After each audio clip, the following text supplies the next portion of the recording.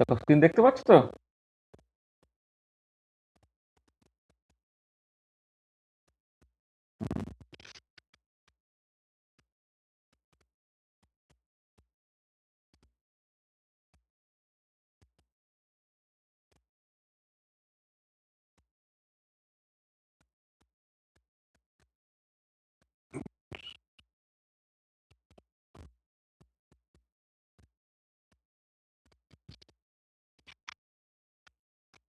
তাহলে চলো আমরা শুরু করি।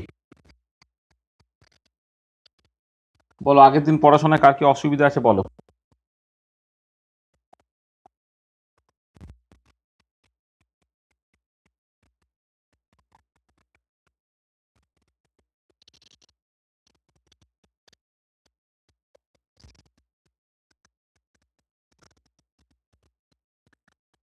কি কিছু অসুবিধা আছে আগের দিন পড়াশোনায়?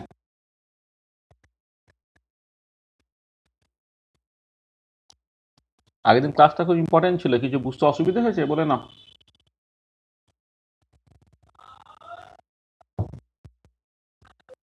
পিয়ালি পড়েছিস, বুঝেছিস?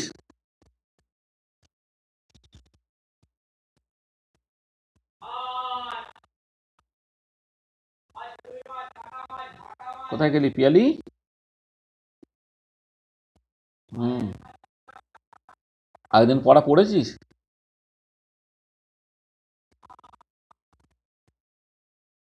না পড়িস নি?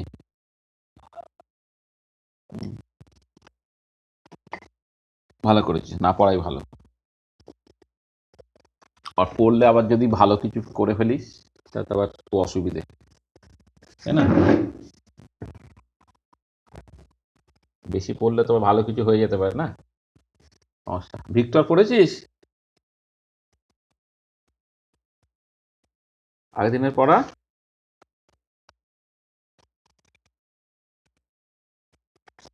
বাহ, খুব ভালো।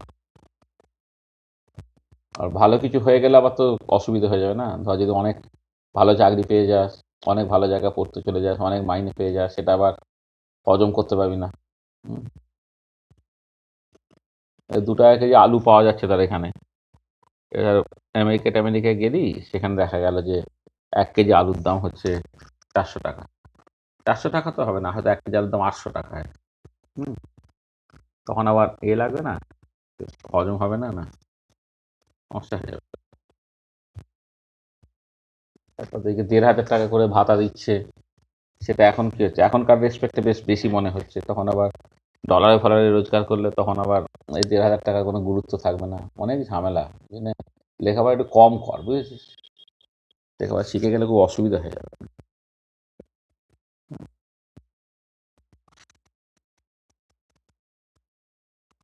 মৌমিতা পড়েছিস? একটু দেখেছি, ঠিক আছে, ভালো করে দেখিস, তাই না? ভালো। হ্যাঁ হ্যাঁ। পড়া ধরি তাহলে।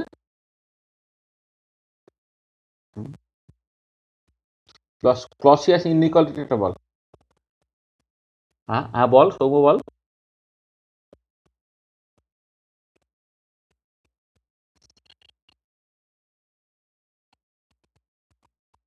হুম হুম।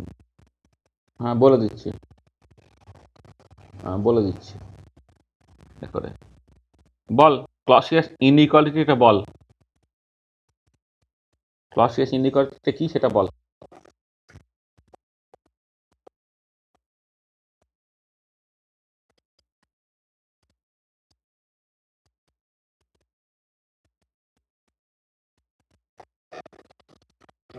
ক্লসিয়াস ক্লসিয়াস ইনইকুয়ালিটি বলেছি, Clausius inequality. Clausius inequality.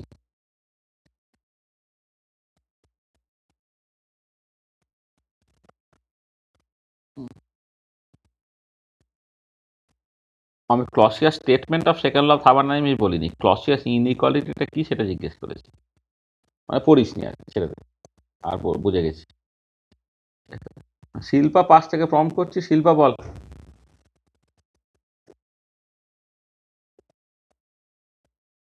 Shilpa আছিস তো? বল ক্লসিয়াস ইনইকুয়ালিটি।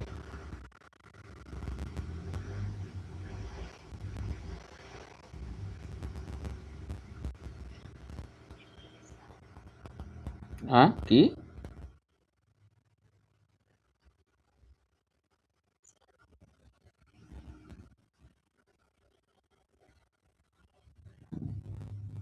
কি বলতে পারবি কিছু?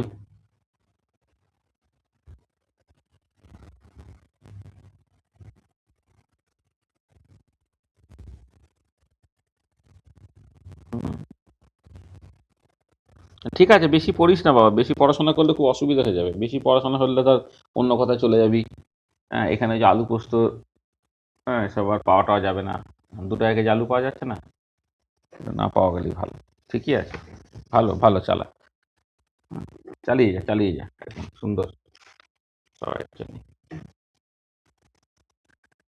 আচ্ছা চলো, আমরা শুরু করি। আচ্ছা দেখো, আগের দিনের যে কোশ্চেনগুলো নিয়ে কথাবার্তা বলা ছিল সেইগুলো আগে একটুখানি বলে দিই।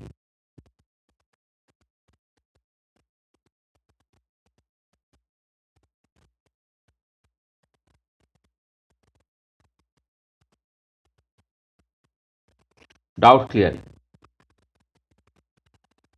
দেখো এরকম একটা, মানে এটা দুটো প্রবলেমের অ্যান্সারই কিছুটা একই রকমের। প্রথম যে কোশ্চেনটা দেয়া ছিল,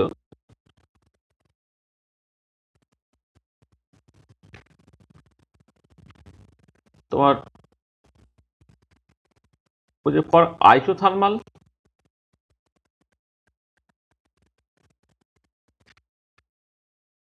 process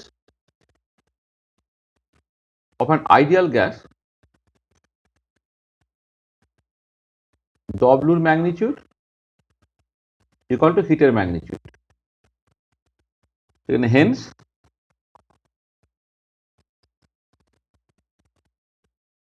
complete conversion of heat into work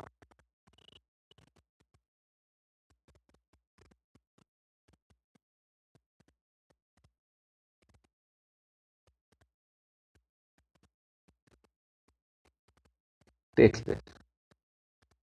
তা বললাম, does it violate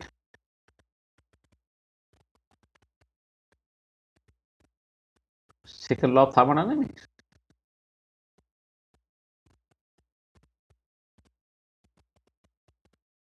এটা কি সেকেন্ড ল অফ থার্মোডাইনামিক্সকে ভায়োলেট করছে? ঠিক আছে, এটা হচ্ছে ব্যাপারটা। তারপর isothermal process of an ideal gas, work এবং হিট সমান হয়ে যাচ্ছে, এখানে কমপ্লিট কনভার্সন মানে হিটের পরিমাণ আর ওয়ার্কের পরিমাণ সমান, সেখান থেকে আমি বলছি যে complete conversion of heat into work হচ্ছে, তাহলে কি এটা সেকেন্ড ল অফ থার্মোডাইনামিক্সকে ভায়োলেট করছে? এটা হচ্ছে কথা।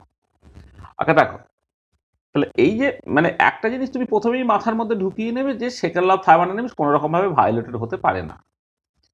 মানে থার্মোডাইনামিক্সের যে ল গুলো আছে, 4টে লই, zeroth law, first law, second law, third law, এটা কোনো কন্ডিশনেই সেটা কিন্তু ভায়োলেটেড হতে পারে না। এইটা প্রথমে তুমি মাথার মধ্যে ঢুকিয়ে নেবে। যেখানে মনে হবে অ্যাপারেন্টলি বুঝি ল অফ থার্মোডাইনামিক্সটা ভায়োলেটেড হয়ে গেল, তখন তোমার কিছু একটা বুঝতে বা কনসিডার করতে অসুবিধা হচ্ছে, সেইটাকে প্রথমে মাথায় ঢোকাবে। ভুল করেও যেন মুখ থেকে বেরিয়ে না যায় যে second law of thermodynamics violated হয়ে যাচ্ছে। কোনো একটা ইন্টারভিউ দিতে গেছো, হয়তো সব কোশ্চেনের অ্যান্সার তুমি ঠিকঠাক করে বলেছো, শেষে এরকম একটা জাস্ট তোমাকে হয়তো নিয়ে নেবে, ঠিকই করেছে, হ্যাঁ শেষকালে তোমাকে একটা এরকম একটা প্রশ্ন জিজ্ঞেস করলো, আচ্ছা বলো দেখেন কি second law of thermodynamics violated হয়ে যাচ্ছে? তুমি উত্তরটার মানে বোঝো বা না বোঝো, তুমি যদি বলে ফেলো যে সেকেন্ড ল অফ থার্মোডাইনামিক্স, হ্যাঁ second law of thermodynamics violated হচ্ছে, তারপর তুমি এক্সপ্লানেশন দেওয়ার চেষ্টা করলো, বাকি আর এক্সপ্লানেশন শুনবেই না, ওইখানেই তোমার ইন্টারভিউ গেল। তোমার আগে যে সব প্রশ্নের ঠিক অ্যান্সার দিয়েছিলে কোনো নম্বর দেবে না, করে তোমাকে 0 দিয়ে বাড়ি পাঠিয়ে দেবে।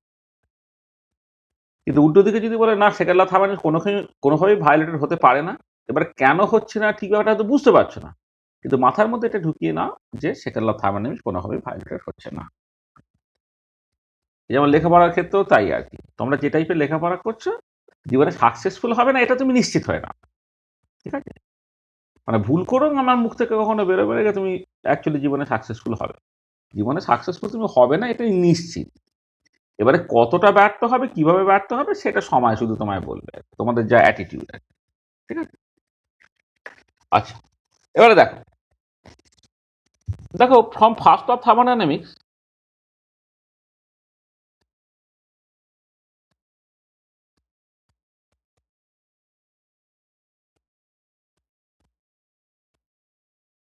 Change in internal energy delta ইউটা এটা কিউ প্লাস ডব্লিউ হয়।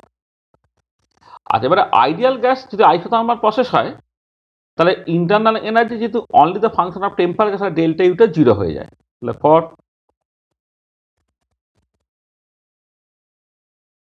isothermal process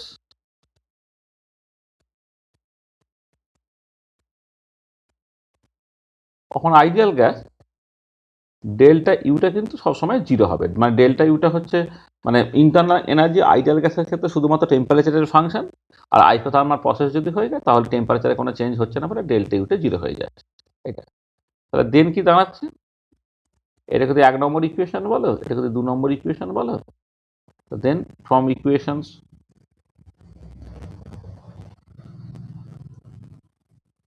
1 and 2 তুমি কি পেলে, Q plus W equal to zero, বা মাইনাস ডব্লিউটা হচ্ছে কিউ এর সঙ্গে সমান হয়ে গেল, ওয়ার্ক তুমি বললে ওয়ার্কের ম্যাগনিটিউডটা হচ্ছে হিটের ম্যাগনিটিউডের সঙ্গে সমান হয়ে গেল। এই 3 নম্বর ইকুয়েশন তুমি পেলে। আচ্ছা দেখো, ফার্স্ট ল অফ থার্মোডাইনামিক্স যেহেতু ভ্যালিড, তাহলে এইটা অলওয়েজ ভ্যালিড হবে। তাহলে this is always true,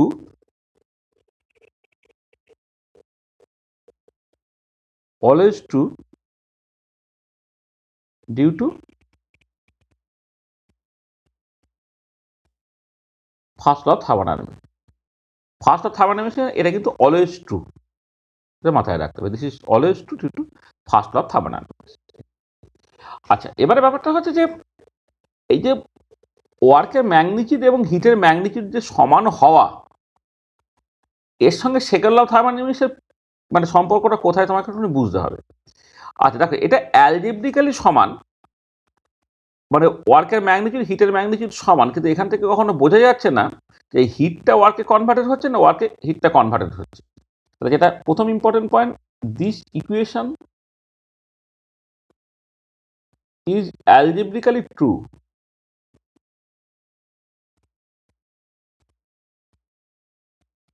but this equation does not say whether work is transformed completely into heat or heat is completely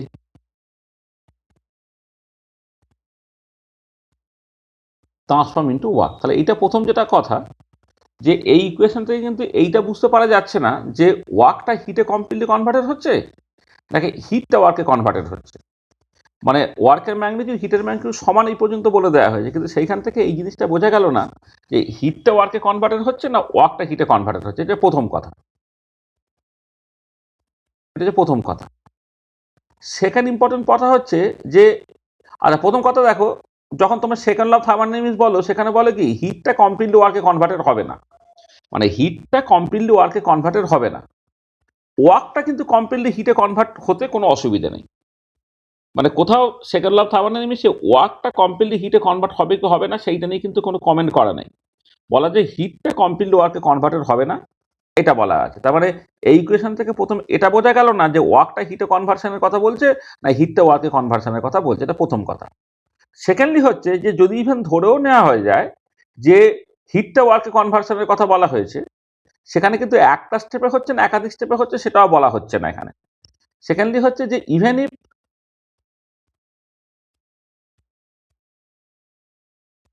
we assume that heat is completely converted into work, but this equation cannot say whether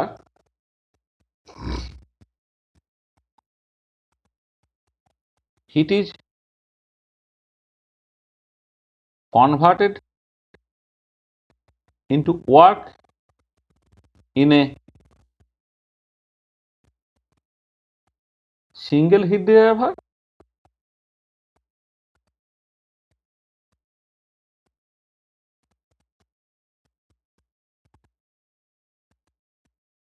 মানে whether heat is converted into work in a single heat reservoir or other heat reservoir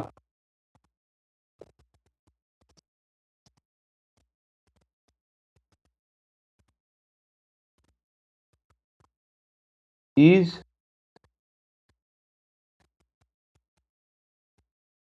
required at all।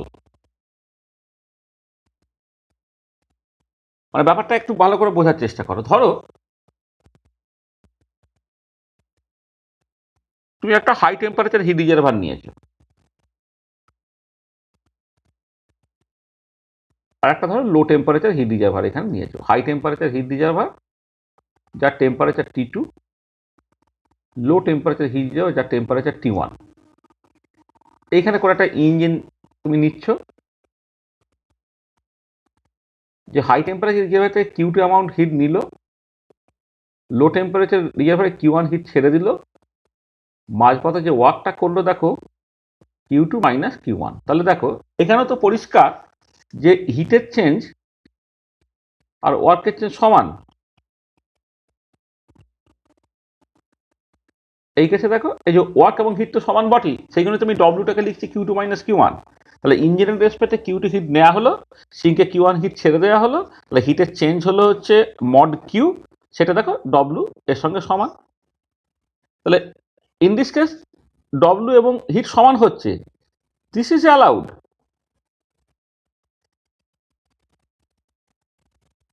And it obeys second law of thermodynamics. দেখো না, এই তো hit এবং work সমান হচ্ছে, কিন্তু second law of thermodynamics তো ওবেট হচ্ছে। তার প্রবলেমটা হচ্ছে যদি এরকম সিচুয়েশন হয়ে যেত, হাই টেম্পারেচার রিজার্ভার যার টেম্পারেচার T2, যেখানে T2টা greater than T1, low temperature reservoir LTR যার টেম্পারেচার T1। এইখানে ওই একই রকমভাবে একটা ইঞ্জিন তুমি কানেক্ট করছো, যে হাই টেম্পারেচার রিজার্ভার থেকে Q2 অ্যামাউন্ট হিট নিল, ওয়ার্কটা সেই Q2টাই করে দিল, লো টেম্পারেচার রিজার্ভারে কিচ্ছু ছাড়লো না। এই পার্টিকুলার কেসে দেখো ইন দিস কেস এক্ষেত্রে ওয়ার্ক আর হিট তো সমান, তাই না? এখানে তো হিটের, এখানে তো কিছু ছাড়ছে না, যে তাহলে হিটের চেঞ্জ জাস্ট সিম্পলি Q2, যেখানে হিট কিন্তু সমান হচ্ছে। But this is not allowed, this is not allowed, মানে হচ্ছে it violates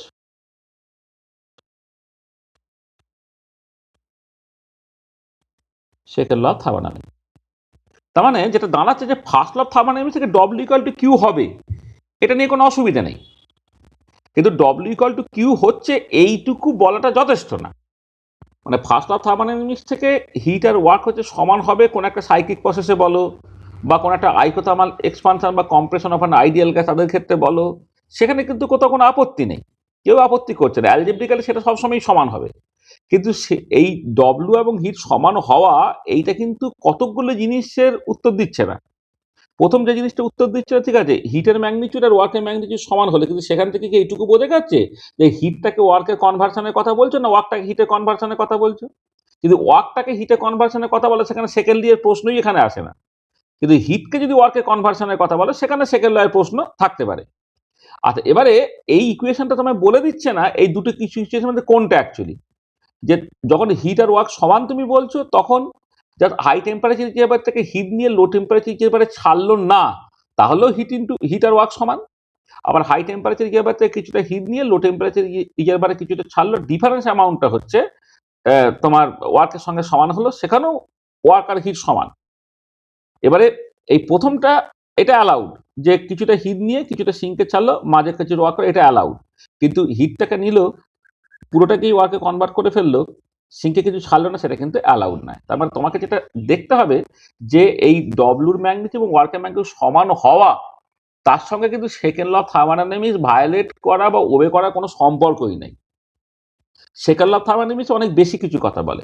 first law of thermodynamics কিন্তু কারেক্ট, দেন আইসোথার্মাল রিভার্সিবল প্রসেসের ক্ষেত্রে, isothermal expansion of an ideal গ্যাসের ক্ষেত্রে হিটার ওয়ার্ক সমান হবে। এর সঙ্গে কোনো সেকেন্ড ল এর লেনা দেনা কিচ্ছু নেই।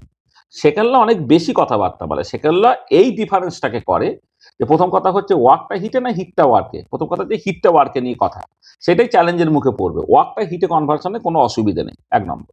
আর দু নম্বর হচ্ছে কি, ঠিক আছে, যখন হিটটা ওয়ার্কে কনভার্সন হয়, সেকেন্ড ল বলে যে তুমি একটা মানে সোল এফেক্ট, মানে হাই টেম্পারেচার একেবারে হিট নিয়ে পুরোটাই ওয়ার্কে কনভার্ট করলো, লো টেম্পারেচার একেবারে কিছু ছাড়লো না, এইটা অ্যালাউড না। কিন্তু হাই টেম্পারেচার একেবারে থেকে হিট নিয়ে কিছুটা পরিমাণ লো টেম্পারেচারে ছেড়ে দিয়ে বাকিটা যে ওয়ার্ক হলো, সেখানেও তো ওয়ার্কের ম্যাগনিটিউড হিটের ম্যাগনিটিউড সমানই হলো, সেটা কিন্তু অ্যালাউড। তার মানে ওই স্টেটমেন্টের সঙ্গে সেকেন্ড ল অফ থার্মোডাইনামিক্স ভায়োলেশনের কোনো সম্পর্ক নেই। তার মানে এটা দাঁড়াচ্ছে there is no one to one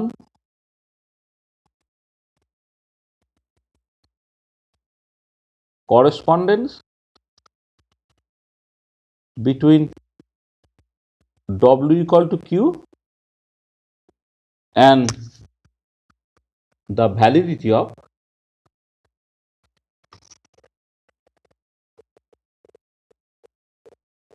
second law of thermodynamics. তো বুঝতে পারলো? তাহলে এর সঙ্গে সেকেন্ড ল অফ থার্মোডাইনামিক্সের ভায়োলেশনের কিন্তু কোনো সম্পর্কই নেই, ঠিক আছে? মানে কিউ ইকুয়াল টু ডব্লিউ হওয়া, মানে ডব্লিউ ইকুয়াল টু কিউ, এইটা সবসময় সত্যি হবে। হ্যাঁ, এবার সেকেন্ড ল অফ থার্মোডাইনামিক্সটা ওবে যদি এইটা কোনো কারণে হয়ে যেত যে হাই টেম্পারেচার এবার থেকে হিট নিল, লো টেম্পারেচার একেবারে কিছু ছাড়লো না, পুরোটা কি ওয়াকে কনভার্ট করে ফেললো, এই ইনফরমেশনটা যদি দিয়ে দেওয়া থাকতো যে হ্যাঁ এরকম তুমি একটা বানিয়ে ফেলেছো বা সত্যি সত্যি বানানো সম্ভব হয়েছে যে হাই টেম্পারেচার রিজার্ভার থেকে হিট নিয়ে পুরোটাই ওয়ার্কে কনভার্ট করেছে, লো টেম্পারেচার রিজার্ভার কিছু ছাড়েনি, এরকম যদি কেউ মানে বলে যে হ্যাঁ এরকম একটা পেয়েছে, তখন আমি ভাববো যে হ্যাঁ তার এক্সপেরিমেন্টের মধ্যে ভুল আছে কি ভুল নাই। এখন আমার ভাবারই ব্যাপার নেই। ফার্স্ট ল মানে সবসময় বলবে যে হিটার ওয়ার্ক সমান হবে কোনো একটা isothermal process of an ideal গ্যাসের জন্য বা কোনো একটা সাইক্লিক প্রসেস। ঠিক আছে, ব্যাপারটা বোঝা গেছে সৌম্য?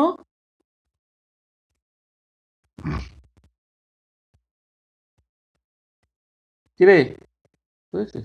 আচ্ছা আচ্ছা, এই সেম লাইনে তোমার এই কোশ্চেনটাও হবে। আরেকটা কেটে দেওয়া হয়েছিল যে কোশ্চেন নম্বর 2 ধরো, যে ফর এ সাইক্লিক প্রসেস, যে কোনো সাইক্লিক প্রসেসের ক্ষেত্রে ওয়ার্কের ম্যাগনিটিউড ইকুয়াল টু হিটের ম্যাগনিটিউড। তাহলে হেন্স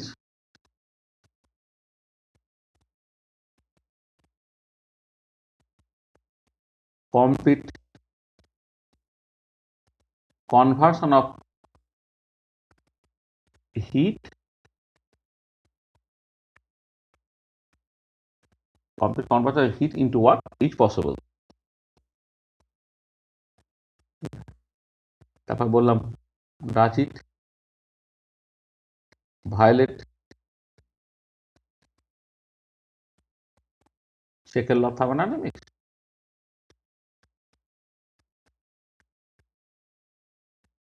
ওই একই অ্যান্সার, শুধু শুরুটা একটুখানি আলাদা হয়ে যাবে।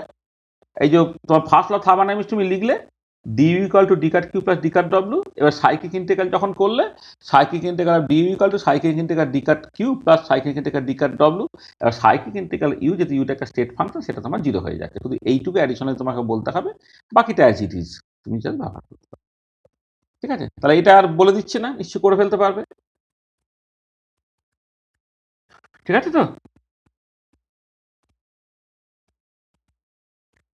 হোমওয়ার্ক দিয়ে দাও। বলো আর কিছু, আগে যে কাজকর্ম দেওয়া ছিল তাতে আর কিছু অসুবিধা আছে?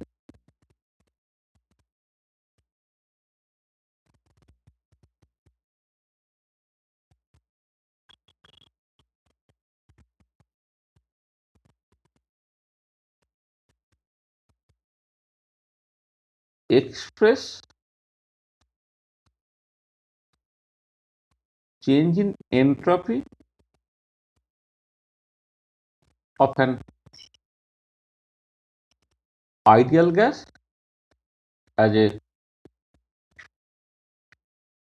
function of temperature and volume.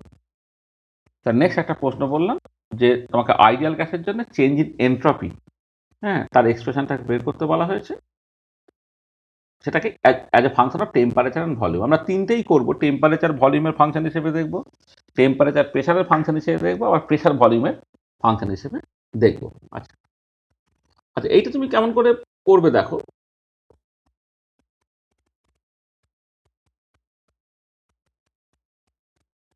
এটা আগে থেকে করলে হতো, ঠিক আছে। চলো, from first of thermodynamics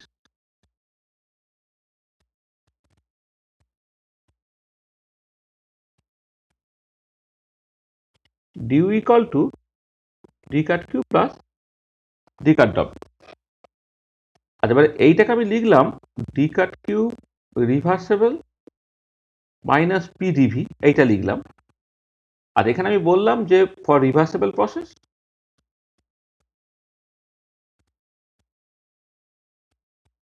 and only PV type work is involved.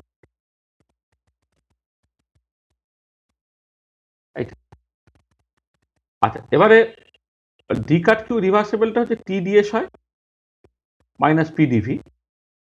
তাহলে এইটুকু আমি একটা জিনিস করে রাখলাম, এটা আমার পরে কাজে লাগবে। এটা হচ্ছে by definition of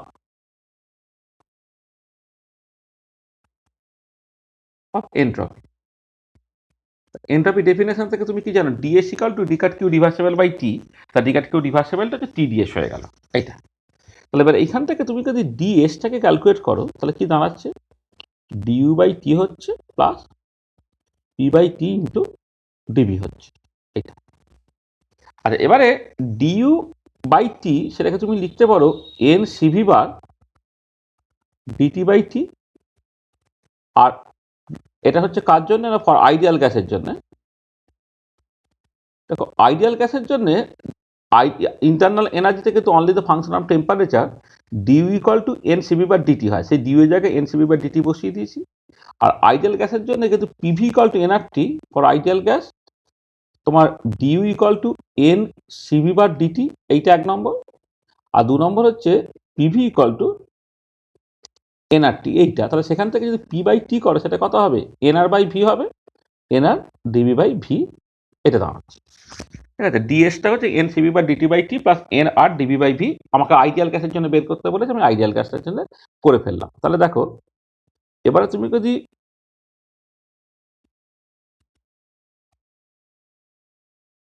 change in internal energy সেটা দেখো, হচ্ছে N CB bar DT by T integrate করছি from temperature T one to T two plus N R DB by V, তাকে ইন্টিগ্রেট করছি V one to V two. ধরে নাও initially temperature T one volume V one ছিল, finally temperature T two volume V two আছে। তাহলে আমি total change in entropy যদি calculate করতে থাকে সেটাকে ইন্টিগ্রেট করব।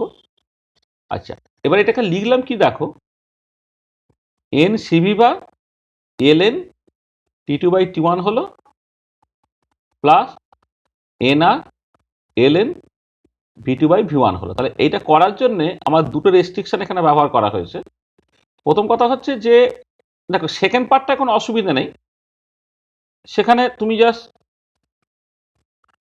এনটাকে বাইরে বের করেছো কারণ এটা ক্লোজ সিস্টেম বলে, আর আর তো ইউনিভার্সাল গ্যাস কনস্ট্যান্ট। তাহলে ক্লোজ সিস্টেম যদি হয় তাহলে এনআরটা বাইরে বেরিয়ে গেল, integral V one to V two DV by V, মানে এল এন ভি লিমিট বসাচ্ছে ভি ওয়ান থেকে V two, L N V two by V one.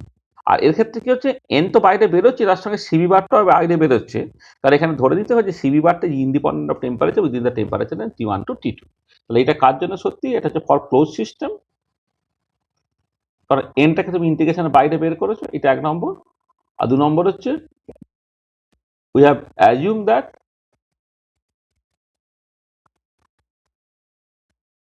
CV bar is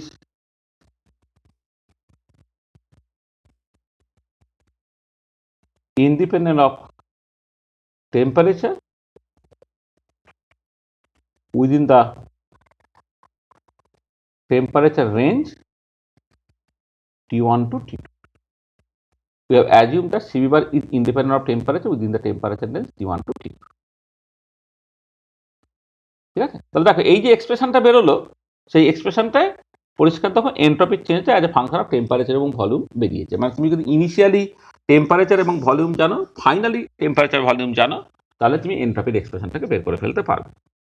আচ্ছা, এখানে একটা জিনিস বলি, দেখো এখানে তোমার কারো কারো মনে হতে পারে স্যার আপনি তো এই যে ফার্স্ট বা থার্মোডাইনামিক্স থেকে শুরু করার পরে এই যে রিভার্সেবল প্রসেস এটাকে ধরে নিলেন, তার মানে কি ইরিভার্সেবল প্রসেস হলে এন্ট্রপির এই এক্সপ্রেশনটা হবে না? হ্যাঁ, উত্তর হচ্ছে হবে। কারণটা কি? দেখো তুমি যদি একটা given initial temperature T1 volume V1 থেকে স্টার্ট করো, করে ফাইনালি তুমি টেম্পারেচার T2 ভলিউম V2 তে যাও, হ্যাঁ, তো এইটা হচ্ছে আমার ইনিশিয়াল স্টেটটা, এটা হচ্ছে ফাইনাল স্টেটটা। এবারে এন্ট্রপিতে একটা স্টেট ফাংশন, এবারে এইখান থেকে এইখানে তুমি রিভার্সিবলি যাও, এইখান থেকে এইখানে তুমি ইরিভার্সিবলি যাও। যদি ইনিশিয়াল স্টেট আর ফাইনাল স্টেটটা স্পেসিফাই করে দেওয়া থাকে তাহলে এন্ট্রপি চেঞ্জ কিন্তু একই হবে। তো এটা খুব ইম্পর্টেন্ট কথা মনে রাখতে হবে যে তোমার যে প্রসেসটা ইরিভার্সিবল কি রিভার্সিবল সেটা আনইম্পর্টেন্ট, ইম্পর্টেন্ট যে ইনিশিয়াল স্টেট আর ফাইনাল স্টেট তুমি যদি জানো তাহলে এন্ট্রপি চেঞ্জ একই হয়ে যাবে। যেহেতু অ্যাজ এস এন্ট্রপি আর কি এই যে state property delta S will be independent of path of transformation, independent of path of transformation,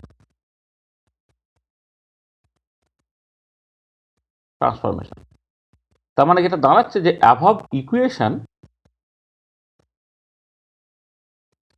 is valid for ideal gas when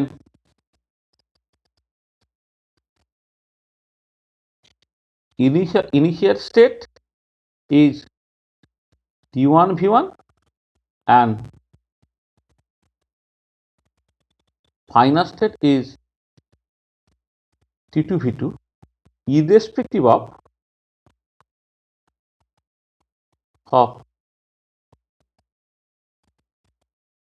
path of transformation। মানে সেটা ট্রান্সফরমেশনটা রিভার্সিবলি করেছো না ইরিভার্সিবলি করেছো, কি আইসোথার্মালি করেছো, কি অ্যাডিয়াবেটিক করেছো, হ্যাঁ, তার উপরে কিন্তু কিছু নির্ভর করে না। তাহলে এটা তোমাকে বুঝতে হবে যে এন্ট্রপি যেটা একটা স্টেট প্রপার্টি, সেটা ইনিশিয়াল স্টেট আর ফাইনাল স্টেট তোমার জানতে হবে, তাহলে তুমি করসপন্ডিং এন্ট্রপি চেঞ্জটাকে ক্যালকুলেট করতে পারবে। আচ্ছা, কিন্তু একটা জিনিস খেয়াল রাখবে যে but we can't write always যে ডেল্টা এসটা হচ্ছে Q/T, আমি কিন্তু অলওয়েজ এটা লিখতে পারবো না। তাহলে আমি মানে we can write delta S equal to Q/T only when the process is reversible one. So hence better to write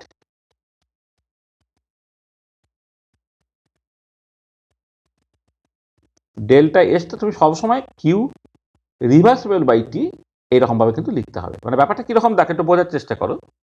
ধরো এই যে বললাম এন্ট্রপি যেহেতু স্টেট প্রপার্টি, সেখানে ইনিশিয়াল স্টেট এবং ফাইনাল স্টেট বলে দিলে এন্ট্রপি চেঞ্জ তো সবসময় একই হবে, কিন্তু হিট তো পাথ প্রপার্টি, তাহলে ইনিশিয়াল স্টেট থেকে ফাইনাল স্টেটে বিভিন্ন পাথে গেলে হিটের চেঞ্জ আলাদা হবে। এবারে হিটের চেঞ্জ বাই টেম্পারেচার যদি এন্ট্রপি হয়ে যেত তাহলে হিটের চেঞ্জ যদি বিভিন্ন পাথে আলাদা, তাহলে এন্ট্রপি চেঞ্জ আলাদা হয়ে যেত। সেখানেই হচ্ছে ক্রাক্স অফ দ্য পয়েন্ট, সেটা হচ্ছে যে তোমার হিটের চেঞ্জ ডিভাইডেড বাই টেম্পারেচার এটা কিন্তু এন্ট্রপি নয়। যদি প্রসেসটা রিভার্সেবল হয় তখনই কেবলমাত্র হিটের চেঞ্জ বাই টেম্পারেচার তোমার এন্ট্রপি চেঞ্জের সঙ্গে সমান হবে। মানে জাস্ট একটা ইনিশিয়াল স্টেট থেকে ফাইনাল স্টেট যে কোনোভাবে ধরো ইরিভার্সেবলি ট্রান্সফর্ম হয়ে গেলে হিটের চেঞ্জ তোমাকে বলে দিল, টেম্পারেচার বলে দিল, হিটের চেঞ্জকে টেম্পারেচার ভাগ করে তুমি এন্ট্রপি পেয়ে গেলে সেটা কিন্তু পাবে না। তাহলে এন্ট্রপিটাকে তোমাকে মানে পেতে গেলে যেটা করতে হবে যে ইনিশিয়াল স্টেট থেকে ফাইনাল স্টেটে যে অনেকগুলো পসিবল পাথ হয় তার মধ্যে একটা ইউনিক পাথ আছে, যেটা বেসিক্যালি রিভার্সেবল পাথ। এই রিভার্সেবল পাথের হিটের চেঞ্জ যদি তুমি ক্যালকুলেট করতে পারো, তাকে টেম্পারেচারতে ভাগ করলে এন্ট্রপি তুমি পাবে। এবার সেইখানে ওইসব ঝামেলার মধ্যে না গিয়ে আমি অন্যভাবে বলতে পারি যে ঠিক আছে, আমি যদি ইনিশিয়াল স্টেট ফাইনাল স্টেট এই দুটো ইনফরমেশন আমাকে যদি কেউ বলে দেয়, তাহলে আমি জাস্ট এন্ট্রপির চেঞ্জ জাস্ট ফর্মুলা থেকে বের করে ফেলতে পারবো। আমার জানার দরকারই নেই প্রসেসটা রিভার্সেবল না ইরিভার্সেবল প্রসেস। তার মানে দেখো কোথাও কিন্তু বিরোধ রইল না যে হিট একটা পাথ প্রপার্টি, এন্ট্রপি একটা স্টেট প্রপার্টি। এবার বিভিন্ন পাথে হিটের চেঞ্জ আলাদা হচ্ছে, হ্যাঁ, সেখানে ইনিশিয়াল স্টেট ফাইনাল স্টেট সমান করলেও বিভিন্ন পাথে হিটের চেঞ্জ আলাদা। অথচ এন্ট্রপি স্টেট প্রপার্টি বলে initial state final state fix করে দিলে যে পাথই হোক না কেন এন্ট্রপির চেঞ্জ তো তোমার একই হবে। তাই এই দুটোর মধ্যে কোনো বিরোধ থাকছে কিনা, উত্তর হচ্ছে কোনো বিরোধ নেই। এন্ট্রপিটা কিন্তু কখনোই হিটের চেঞ্জ বাই টেম্পারেচার নয়, এটা reversible heat change by temperature. অর্থাৎ প্রসেসের ক্ষেত্রে রিভার্সেবল হয়, তখনই কেবলমাত্র হিটের চেঞ্জকে টেম্পারেচার দিয়ে ভাগ করে তুমি এন্ট্রপি চেঞ্জকে ক্যালকুলেট করতে পারো। ঠিক আছে, বোঝাতে পারলাম জিনিসটা?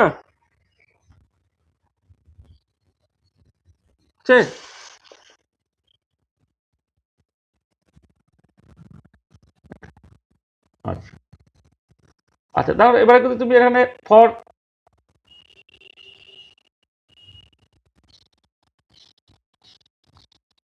আইসোথার্মাল প্রসেস বলো, ডেল্টা এস তখন শুধুমাত্র N R L N V T by V one হয়ে যাবে। কারণ আইসোথার্মাল প্রসেস যদি হয়ে যায়, তার টি ওয়ান টি টু সমান হয়ে যাচ্ছে, তখন এইটা হয়ে যাবে for isothermal process of an ideal gas. তাহলে একটা আইডিয়াল গ্যাস শুধু আইসোথার্মাল প্রসেস হলে টি ওয়ান টি টু সমান বলে তোমার শুধুমাত্র পরের পার্টটা পড়ে রইল। আর ফর আইসোকোরিক প্রসেস যদি হয়,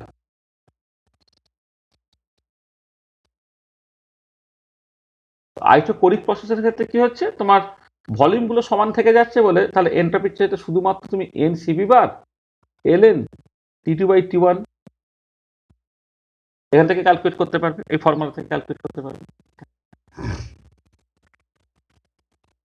আচ্ছা, এবার এখানে একটু জিনিস খেয়াল করে দেখো যে এই যে জিনিসটা, যে ডেল্টা এসটা গ্রেটার দ্যান জিরো হবে, মানে আইসোথার্মাল প্রসেসিং হচ্ছে কখনো হোয়েন ভি টুটা গ্রেটার দ্যান ভি ওয়ান, অর্থাৎ এক্সপানশন হলে এন্ট্রপিটা বাড়ে। আর ডেল্টা এসটা লেস দ্যান জিরো হবে যখন ভি টুটা লেস দ্যান ভি ওয়ান, অর্থাৎ কম্প্রেশন হলে হচ্ছে এন্ট্রপিটা তোমার কমতে থাকে। আর এখানে ঠিক একই রকম ভাবে ডেল্টা এসটা গ্রেটার দ্যান জিরো যখন টি টুটা গ্রেটার দ্যান টি ওয়ান, অর্থাৎ টেম্পারেচার যখন বাড়বে তখন এন্ট্রপিটা পজিটিভ হবে।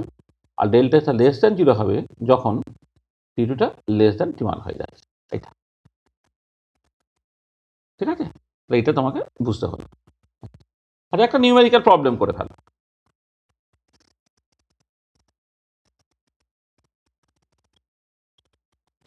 ধরো 10 মোল of an ideal gas is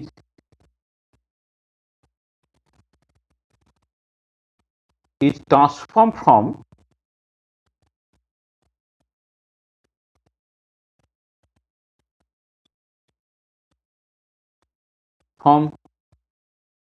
300 Kelvin 10 liter to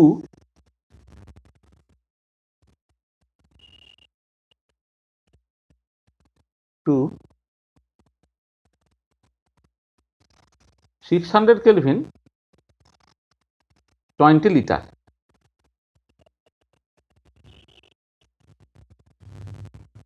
Calculate the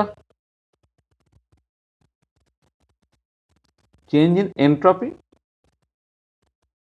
and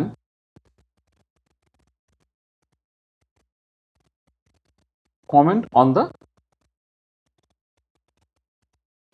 nature of the process. এটা করে ফেলো তো। The 10 mole of an ideal gas is transformed from 300 Kelvin 10 litre থেকে 600 Kelvin 20 লিটারে। তোমাকে চেঞ্জ ইন এন্ট্রপিটাকে ক্যালকুলেট করতে বলা হচ্ছে and comment on the nature of the process. Entropy of the system, কিন্তু এখানে শুধুমাত্র সিস্টেমের এন্ট্রপিটা আমি ক্যালকুলেট করছি। Calculate the change in entropy of the system.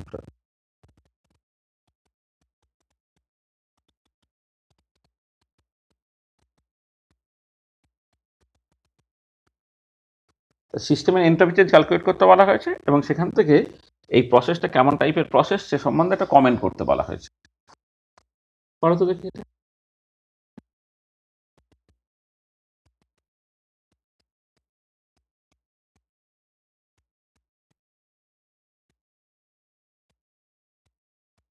করে ভালো।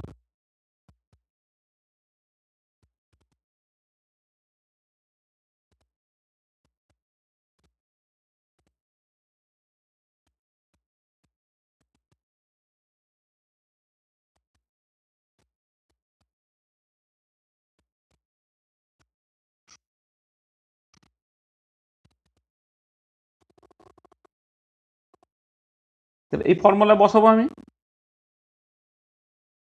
আচ্ছা এখানে এই দেখো এখানে সিবি বারের ইনফরমেশনটা লাগবে। সিবি বারের ইনফরমেশনটা তাকে তাহলে সিবি বারটা আমাকে বলে দিতে হবে। তাহলে 10 মোল অফ, একটা কাজ করি, অফে মনো অ্যাটমিকটা জুড়ে দিই। হ্যাঁ, তাহলে মনো অ্যাটমিকটা আমি জুড়ে দিলাম। তাহলে কি হলো, এটা এনটাকে কমন নিয়ে নিলে 10 মোল তোমার বাইরে চলে এলো। সিবি বারটা হচ্ছে 3/2 আর, 3/2 আর এর value 8.314 joule per kelvin per mole হলো, ইন্টু এলএন। আর দেখতে হবে না, আর দেখতে হবে না। 600 কেলভিন থেকে 300 কেলভিন হলো, প্লাস আবার এখানে 8.314 joule per kelvin per mole LN 20 litre থেকে 10 লিটার। এইটা হলো উত্তরটা। কত বেরোচ্ছে দেখো এখানে তোমার দেখবে যখন করবে তুমি এই মোল ইনভার্স কেটে যাবে, তাহলে জুল পার কেলভিনে তোমার আলটিমেটলি অ্যান্সার বেরোবে। হ্যাঁ, কত বেরোচ্ছে?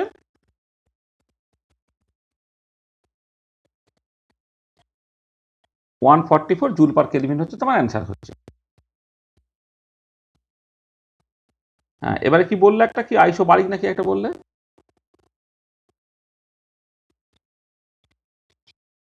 কি করে বোঝা গেল?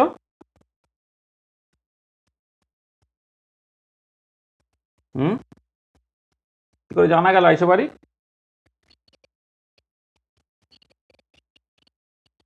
হ্যাঁ, হ্যাঁ, মানে বেসিক্যালি তুমি ইনিশিয়াল এবং ফাইনাল প্রেসার বের করেও করতে পারো। আর দেখো এখানে তোমার যেটা পরিষ্কার এখানে দেখা গেছে যে টেম্পারেচারটা ডবল হয়েছে, ভলিউমটাও ডবল হচ্ছে। তাহলে টেম্পারেচার ভলিউমের সঙ্গে প্রপোর্শনাল যদি হতে হয় আইডিয়াল গ্যাসের ক্ষেত্রে, তাহলে কি করতে হয়, নাম্বার অফ মোলস কনস্ট্যান্ট হতে হয় আর প্রেসারটা কনস্ট্যান্ট হতে হয়। তার মানে পরিষ্কার it is an isobaric process. It is an isobaric process. মানে ইনিশিয়ালি টেম্পারেচার ছিল 300 কেলভিন, প্রেসার ছিল, ভলিউম ছিল 10 লিটার, আর ফাইনালি হচ্ছে 600 আর ডবল, মানে ভলিউমটা ডবল হয়ে গেল। তারপরে টেম্পারেচার ডাবল করলে ভলিউম ডাবল হচ্ছে, মানেটা কি? টেম্পারেচার আর ভলিউম একে অপরের সঙ্গে মানে ভি প্রপোর্শনাল টু টেম্পারেচার, মানে চার্লস ল। এবারে চার্লস ল এর কন্ডিশনটা কি থাকে?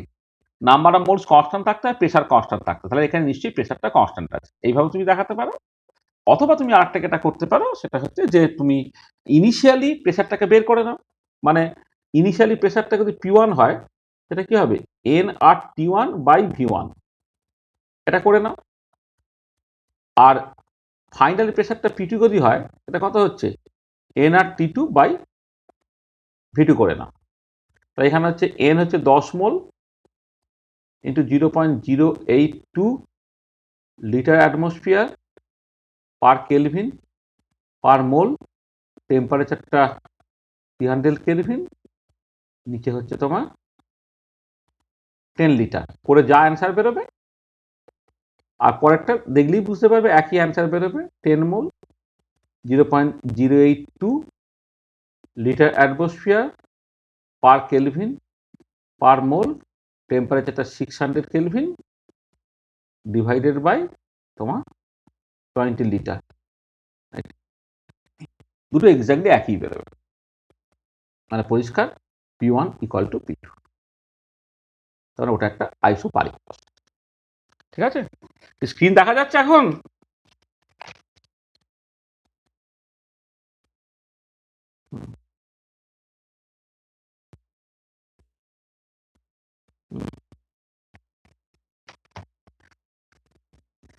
এটা বুঝতে পেরেছি এই জায়গাটা?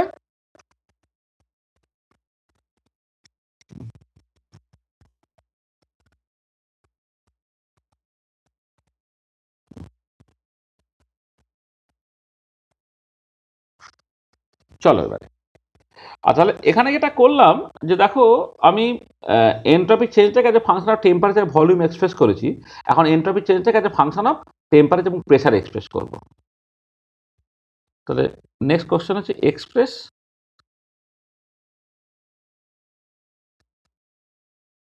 Change in entropy of an ideal gas as a function of temperature and pressure, এটা আমাকে করতে বলেছে। তো ওই জায়গা থেকে শুরু করি যে from first law of thermodynamics, একটু আগে থেকে শুরু করছি। D U equal to D cut Q plus D cut W, এটা D cut Q reversible minus P D V লিখলাম। ওই কন্ডিশনটা লিখবে তুমি for reversible process and when only PV type work is involved, এটা।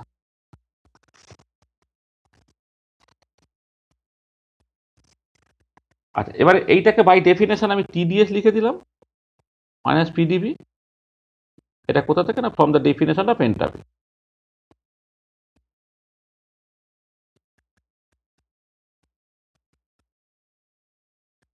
এটা তাহলে এখান থেকে দেখো টিডিএসটাকে লিখে ফেললাম ডিউ প্লাস পিডিভি। এইটা টিডিএসটা একদিকে চলে গেল ডিউ প্লাস পিডিভি। আচ্ছা, ডি এটাকে লিখলাম H minus PV plus PV লিখলাম। এটা যেহেতু এইচটা হচ্ছে তোমার ইউ প্লাস পিভি,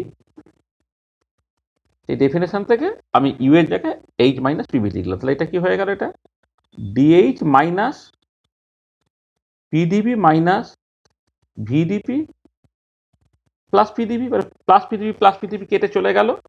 সেখান থেকে হলো কত, টিডিএসটা সরি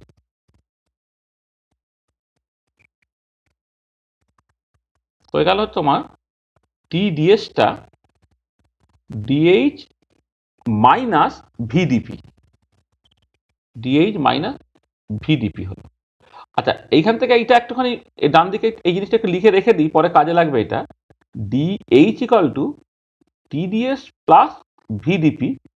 এই যে ইকুয়েশনটা, এই ইকুয়েশনটা বক্স করে লেখা থাক। এগুলো basically fundamental equation of thermodynamics. আগেরটা যেমন D U equal to T D S minus P D V লিখে রেখেছিলাম, এই যে D U equal to T D S minus P D V, ঠিক একই রকমভাবে D H equal to T D S plus V D P, এটা তোমার কাজে লাগবে। চলো এবার আমাকে এনট্রপি চেঞ্জটা ক্যালকুলেট করতে হবে। ডি এর সমান কত হলো, D H by T minus V by T into D P. আচ্ছা, ডিএইচটা কত, আইডিয়াল গ্যাসের জন্য N CB bar DT by T minus ideal গ্যাসের জন্য N R by P into D P. এটা কার জন্য হলো না, for ideal gas. For ideal gas তুমি জানো ডিএইচ হচ্ছে এনসিপি বার ডিটি হয়, আর ভিটা সার্টেনলি হচ্ছে এনআর বাই পি হয়ে যাবে এটা। তাহলে ডেল্টা এস যখন ক্যালকুলেট করবে তুমি N C P bar DT by T, তাহলে ইন্টিগ্রেট করতে হবে টি ওয়ান থেকে টি টু অবধি, minus N R D P by P, সেটাকে ইন্টিগ্রেট করতে হবে পি ওয়ান থেকে পি টু অবধি। তাই এটা হয়ে গেল N CP bar L N T two by T one minus N R L N P two by P one. এটা হচ্ছে delta এসটা।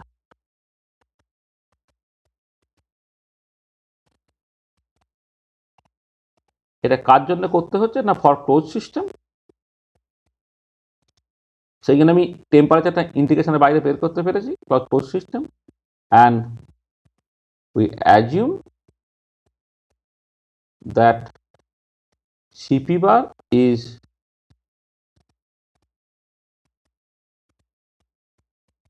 independent of temperature within the temperature range T1 to T2. তো এইটা হচ্ছে তোমার entropy of an ideal gas function of temperature এবং pressure বেরোলো।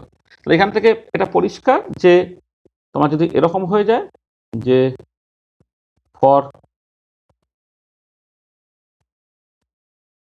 Isothermal process delta এসটাকে তুমি চাইলে minus NR LN পি2 by P one বা এনআর এলএন পি1 বাই পি2 এইভাবেও লিখতে পারো এটা। এবং দেখো যেহেতু এর ক্ষেত্রে প্রেসার এবং ভলিউম ইনভার্সলি প্রপোর্শনাল, সেটাই তোমার N R L N V two by V one বেরিয়ে যাবে, কোনো অসুবিধা নেই। আর ফর আইসো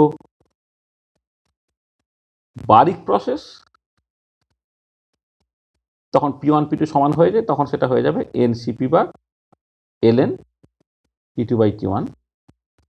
এইভাবে তুমি এই ফর্মুলা বের করে তুমি জিনিসটাকে করতে পারবে।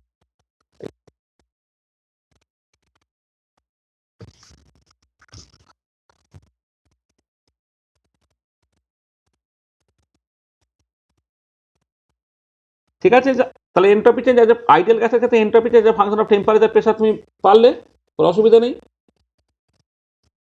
ঠিক আছে,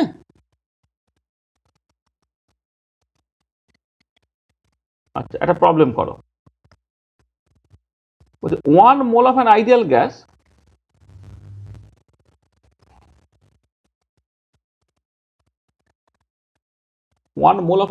gas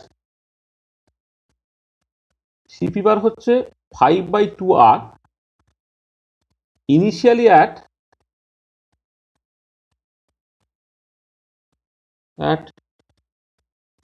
20 degree centigrade and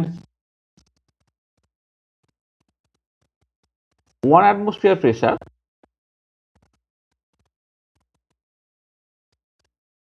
is transformed to 50 degree centigrade and 8 atmosphere pressure. Calculate the change in entropy.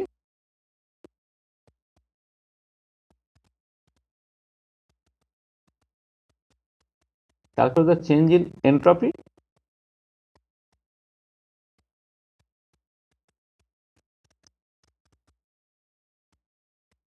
for this system.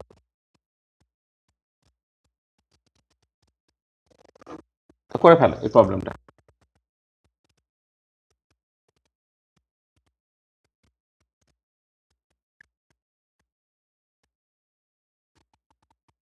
তাহলে আমাদের দেখো এখানে কি কি বলে দেওয়া আছে, ইনিশিয়াল টেম্পারেচার প্রেসার বলে দেওয়া আছে, ফাইনাল টেম্পারেচার প্রেসার বলে দেওয়া আছে। তাহলে আমরা একদম we know delta S equal to এই ফর্মুলায় বসাবো N CP bar L N T two by T one minus N R L N P two by P one, এই ফর্মুলা যা সিম্পলি বসাবো। এনটা তুমি বাইরে বের করে দাও, 1 মোল বাইরে বেরিয়ে চলে এলো। সিপি বারটা হচ্ছে 5/2 আর, তাহলে 5/2 আর এর value 8.314 joule per kelvin per mole. LN টেম্পারেচারগুলো সব কেলভিনে লিখতে হবে। ফাইনাল টেম্পারেচার 50 ডিগ্রি মানে হচ্ছে তোমার 323 কেলভিন, আর এটা হচ্ছে 293 কেলভিন। এটা হলো মাইনাস আরটা হচ্ছে 8.314 জুল পার কেলভিন পার মোল।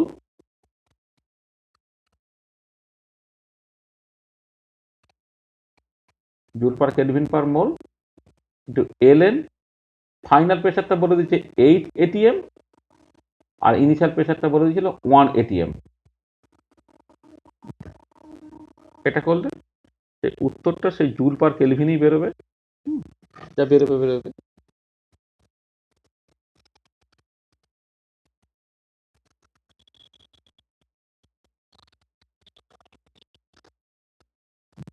মাইনাস 15.3 জুল পার কেলভিন, এরকম একটা অ্যান্সার বেরোচ্ছে।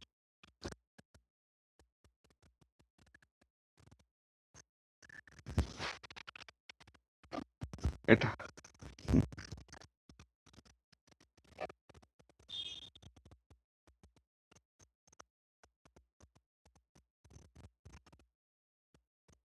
চলে। আচ্ছা দেখো, তাহলে এখানে যেটা করলাম, প্রথমে আইডিয়াল গ্যাস এখানে এন্ট্রপি চেঞ্জটাকে প্রথমে as a function of temperature volume করলাম, তারপর টেম্পারেচার প্রেশার করলাম। আচ্ছা, এবারে আমি যদি অ্যাজ এ ফাংশন অফ, কখনো কখনো হতে পারে কি নিউমেরিক্যাল প্রবলেম করার সময়, দেখো যে কোনো একটা জানলে তুমি আইডিয়াল গ্যাসের যেহেতু ইকুয়েশন জানো, তাহলে একটা থেকে আরেকটা কনভার্সন করতে পারবে, একটা মুখস্থ রাখলে কাজ হয়ে যায়। কিন্তু এবার অনেক সময় যেটা হয় যে তোমার মানে আর ওই মাঝে চেঞ্জটাকে কেউ করতে চায় না আর কি, যে সেই জন্য একদম সরাসরি টেম্পারেচার ভলিউম, তারপর প্রেশার ভলিউম ইত্যাদির ফর্মে এক্সপ্রেশনগুলো জানলে তোমার সুবিধা হয়। সেটাই আমরা লাস্ট আর একটা করে নিই, যে express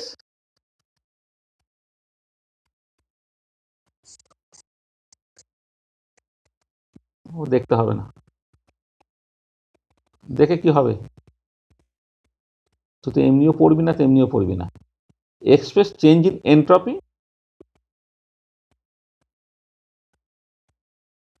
of an ideal gas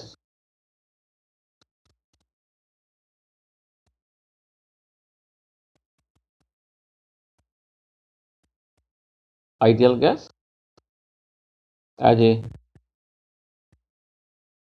function of pressure and volume। তাহলে express change in entropy of an ideal gas as a function of pressure and volume. Pressure এবং ভলিউমের টার্মসে তোমাকে এন্ট্রপির এক্সপ্রেশনটাকে বের করতে বলা হচ্ছে।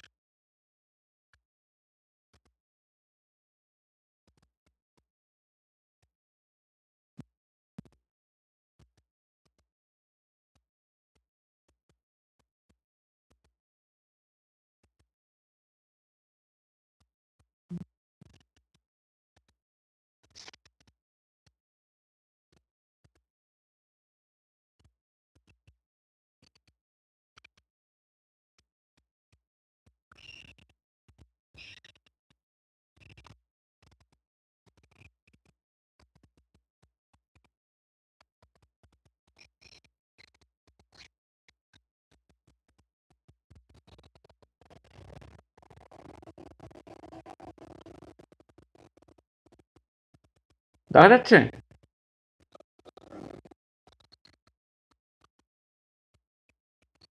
স্ক্রিন দেখা যাচ্ছে এখন? হুম,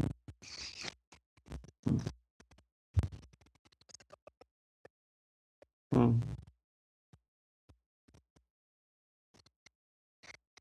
তো এইটা করো, চেঞ্জ মানে express change in entropy of an ideal gas as a function of pressure and volume.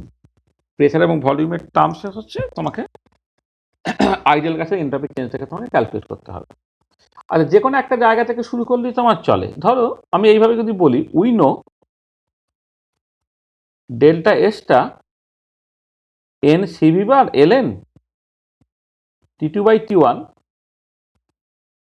Plus N R L N V two by V one, N CV bar L N T two by,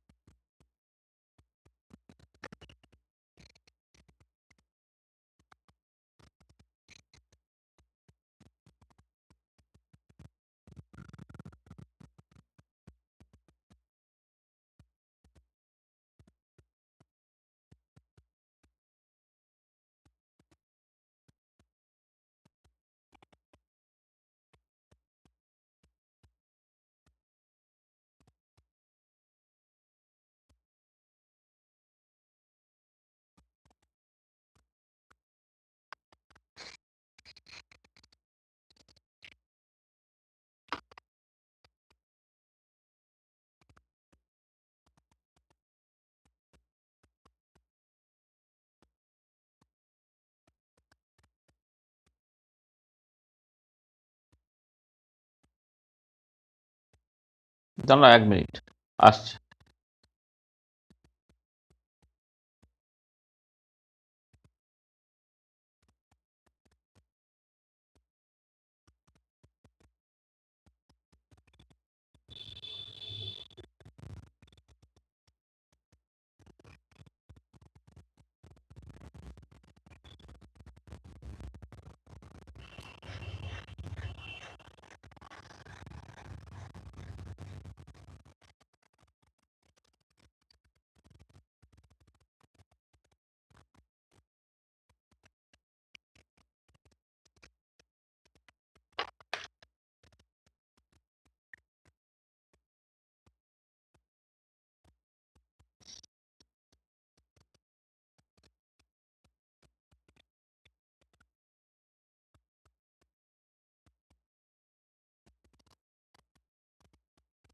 বাবা,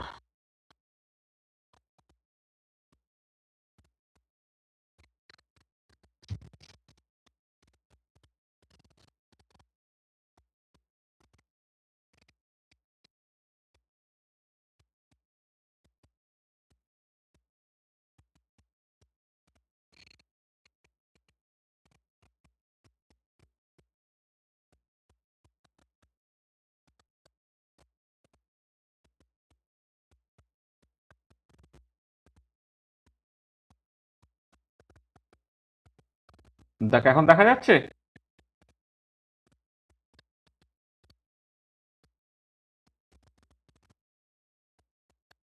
এখন দেখা যাচ্ছে screen ঠিকঠাক করে?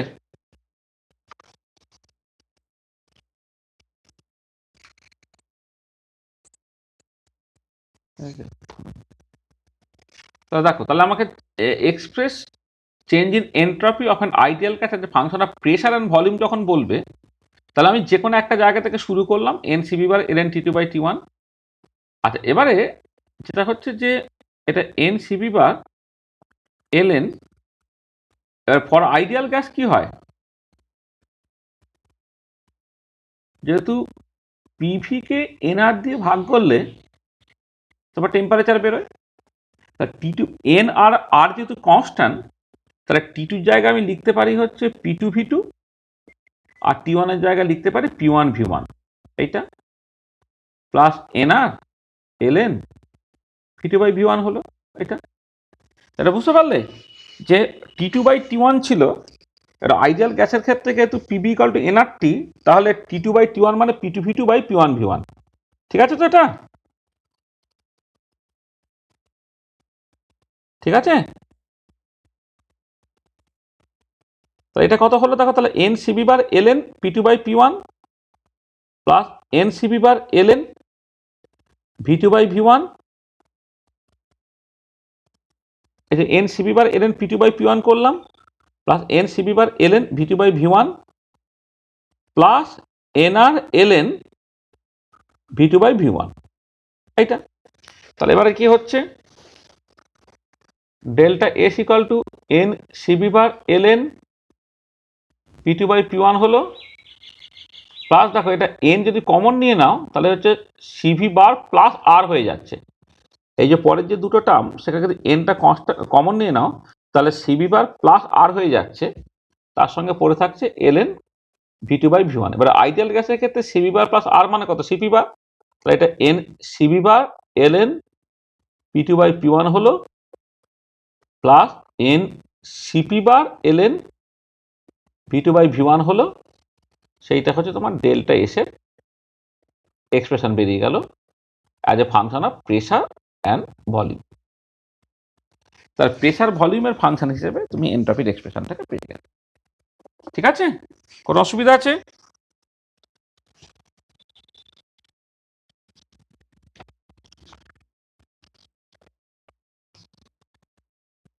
ঠিক আছে তো?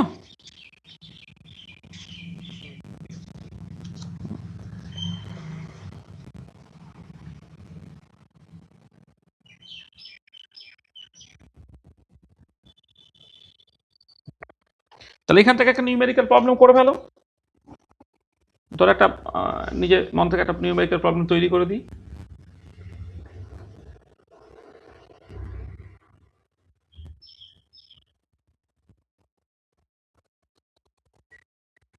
calculate the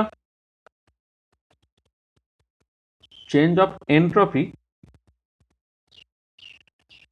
when 10 mole of a monoatomic ideal gas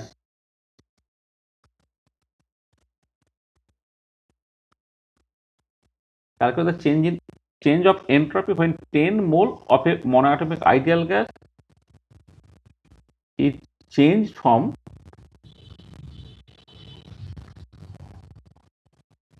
10 liter 1 atmosphere to a final state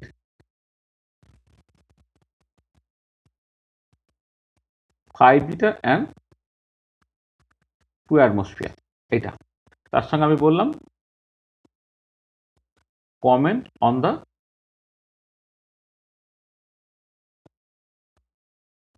nature of the process. এটা করে ফেলো তো।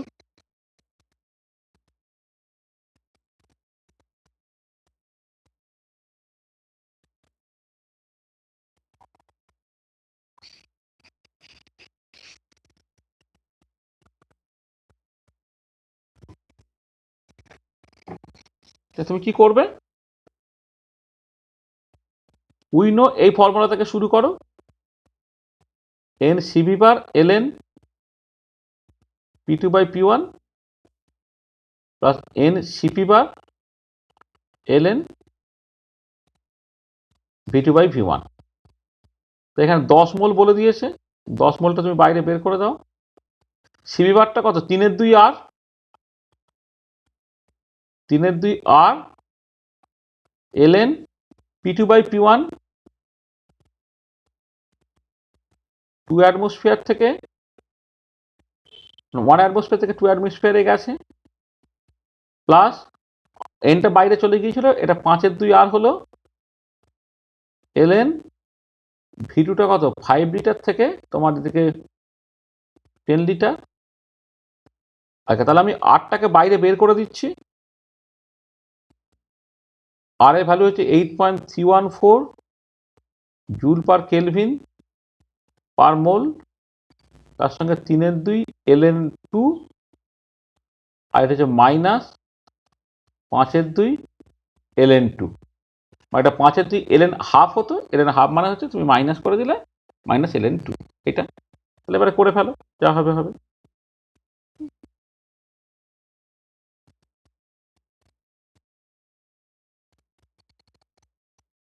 করে ফেলো, মাইনাসে কিছু একটা অ্যান্সার পেলো, মাইনাস এলএন টু, তার মানে হচ্ছে এটা মানে 10 ইন্টু 8.314, এটা মাইনাস হলো এলএন টু হলো জুল পার কেলভিনে তোমার অ্যান্সার বেরিয়ে যাবে। করে ফেলো, করে যেটা বেরোবে বেরোবে।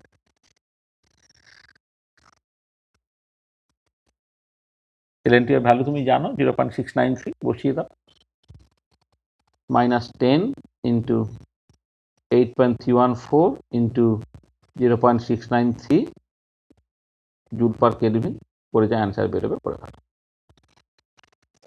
কত বেরোলো?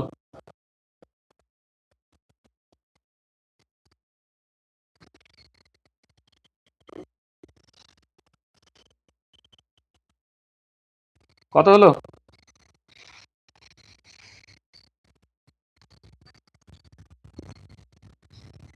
মাইনাস 57.62, তাই তো? দেখো, তাহলে আইডিয়াল গ্যাসের জন্য আমি ইনিশিয়াল স্টেট আর ফাইনাল স্টেট যদি জানি, তাহলে এন্ট্রপিটা কেমন করে ক্যালকুলেট করবো সেটা আমি পেয়ে গেলাম। আর এবারে দেখো, যদি স্পন্টিনিটি বা ইকুইলিব্রিয়াম বলতে হয়, তাহলে মানে এন্ট্রপির টার্মসে স্পন্টিনিটি বা ইকুইলিব্রিয়াম ক্রাইটেরিয়াটা আমরা বলেছিলাম, তাই তো? সৌম্য কি বলেছিলাম? এন্ট্রপির টার্মসে স্পন্টিনিটি বা ইকুইলিব্রিয়াম ক্রাইটেরিয়াটা কি?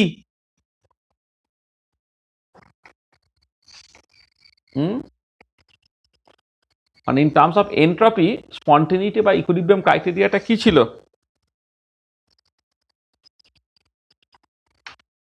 কি রে?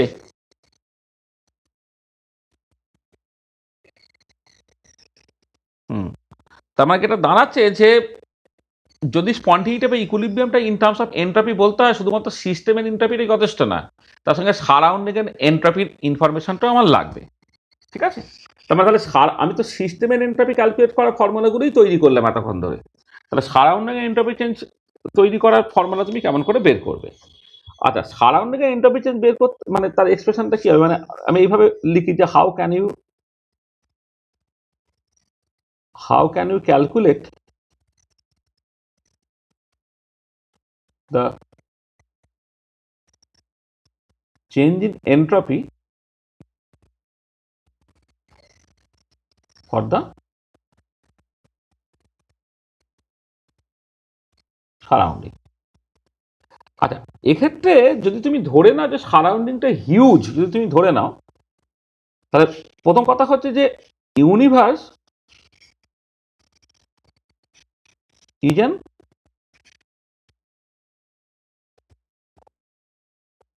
Isolated system. তাহলে change in heat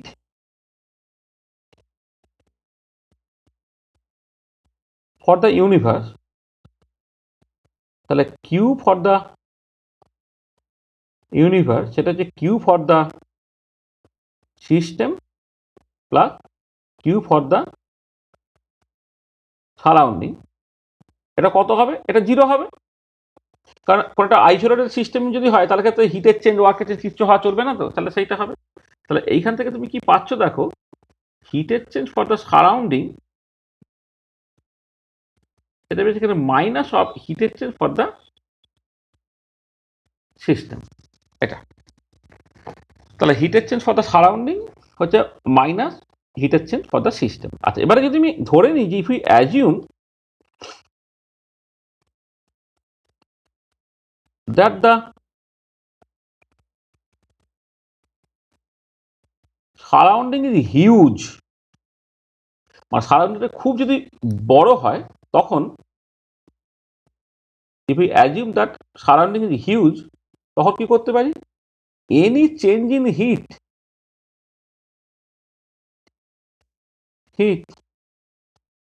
will appear to be infinitesimal with respect to the surrounding। তাহলে any change in heat will appear to be infinitesimal with respect to surrounding, মানে সারাউন্ডিং এর রেসপেক্টে হিটের চেঞ্জটাকে তখন তোমার ইনফাইনাইটেসিমাল মনে হবে, খুব অল্প মনে হবে। কারণ তুমি একটু বোঝার চেষ্টা করো, তুমি ভাবো যে সারাউন্ডিংটা সমুদ্রের মতো বিশাল, এবারে সেখানে তুমি 1 কাপ জল ওখান থেকে তুললে নাকি 1 বালতি জল তুললে, বা 1 কাপ জল ঢাললে না 1 বালতি জল ঢাললে, কিছুই এসে গেল না, কারণ সারাউন্ডিংটা মানে সমুদ্রে এত বেশি জল যে তাতে তোমার বেশ একটা ফাইনাইট অ্যামাউন্টের হিটের চেঞ্জেস সমুদ্রের রেসপেক্টে মনে হবে ইনফাইনাইটেশনাল। মানে ধরো এরকম হলো যে অনিল আম্বানির ছেলের বিয়েতে তার টাকা পয়সার ক্রাইসিস হয়েছে, হ্যাঁ তুমি না অনিল আম্বানি না মুকেশ আম্বানি, এই অনন্ত আম্বানির বিয়েতে টাকা পয়সার ক্রাইসিস হয়েছে, এবার সে আমাদের কাছে তার কিছু ডোনেশন চেয়েছে। এবারে তুমি একটু ভাবার চেষ্টা করো, তার বিয়েতে যা খরচ, তাতে তুমি 10 টাকা দিলে নাকি 100 টাকা দিলে নাকি 1000 টাকা দিলে, সবটাই কিন্তু তার টোটাল টাকার রেসপেক্টে যে ইনফাইনাইটেসিমাল বলে মনে হবে। আচ্ছা, এবারে দেখো কোন একটা চেঞ্জ যদি ফাইনাইট অ্যামাউন্ট হয় সেটা ইরিভার্সেবল হয়, আর যদি খুব অল্প অল্প হয় ইনফাইনাইটেসিমাল হয় তখন reversible.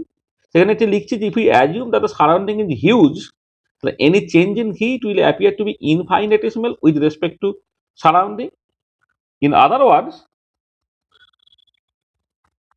words we can assume that this heat change takes place reversibly with respect to the surrounding। এটা takes place reversibly with respect to the surrounding। এটা তাহলে দেখো অটোমেটিক্যালি তাহলে আমি কি লিখবো, যে delta S for the surrounding সেটা তো Q surrounding by T for the surrounding লিখতে পারো, মানে এমনিতে কিউ বাই টি দিয়ে এন্ট্রপি চেঞ্জ লিখতে পারবে না, কিন্তু যেহেতু সারাউন্ডিং হিট চেঞ্জটা রিভার্সিবিলিটি হচ্ছে আমি অ্যাজিউম করে নিতে পারছি, কারণ সারাউন্ডিং এর এন্ট্রপি চেঞ্জ হচ্ছে Q surrounding by T surrounding. আর কিউ সারাউন্ডিংটা আবার কি, minus Q system divided by T surrounding. তার মানে সারাউন্ডিং এন্ট্রপি চেঞ্জ তুমি এই ফর্মুলা দিয়ে বের করতে পারো। তুমি যদি সিস্টেমের হিট চেঞ্জটাকে ক্যালকুলেট করতে পারো আর সারাউন্ডিং এর টেম্পারেচার জানো, তাহলে সিস্টেমের heat change divided by surrounding এর টেম্পারেচার তার নেগেটিভ করলে হচ্ছে তুমি সারাউন্ডিং এর এন্ট্রপি চেঞ্জ থেকে পেয়ে যাবে। তাহলে সারাউন্ডিং এর এন্ট্রপি চেঞ্জ জাস্ট এইরকম ভাবে বা এই ফর্মুলা দিয়ে তোমাকে বের করে রাখতে হবে। ডেল্টা সারাউন্ডিং সমান Q surrounding by T surrounding.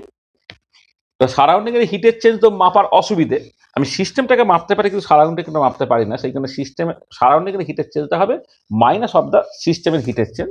আর কিন্তু টেম্পারেচার যেটা দিয়ে ভাগ হবে সেটা কিন্তু সারাউন্ডিং এর টেম্পারেচার দিয়ে তোমাকে ভাগটা কি করতে হবে। ঠিক আছে, বুঝতে পারলে?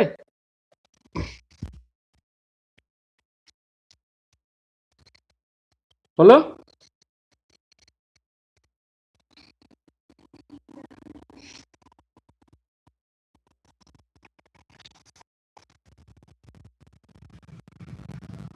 জানি না কি হচ্ছে।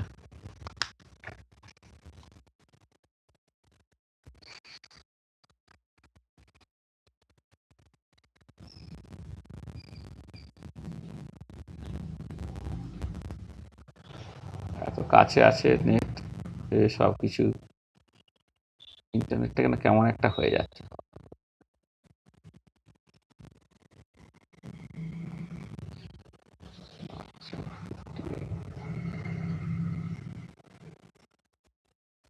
ঝাড়গ্রামে কি নেটের কিছু অসুবিধা হচ্ছে ইন্টারনেটে?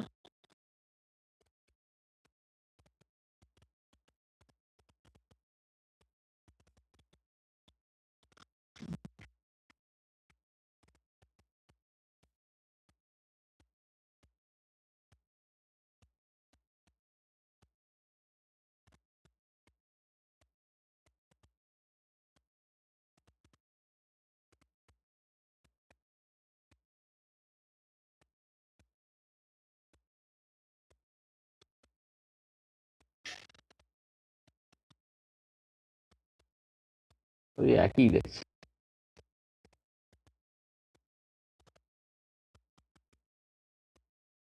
মানে দুটো নেট থেকেই এরকম দেখাচ্ছে।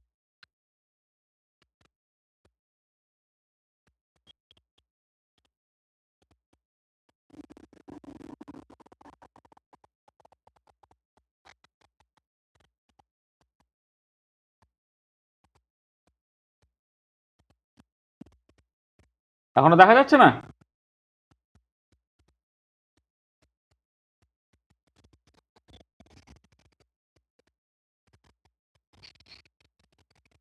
হচ্ছে না, হচ্ছে না।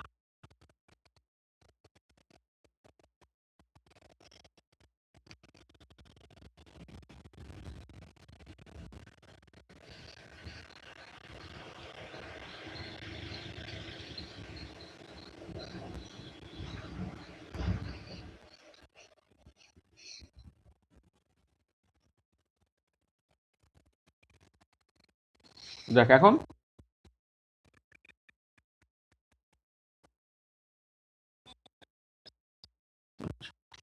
ঠিক আছে, চলো। আচ্ছা, তাহলে সারাউন্ডিং এন্ট্রপিতে তুমি কেমন করে ক্যালকুলেট করবে সেটা তুমি দেখতে পেলে।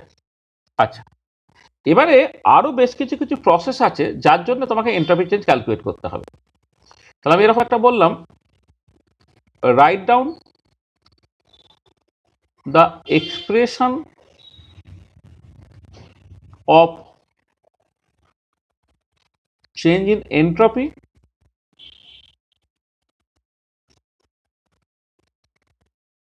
For normal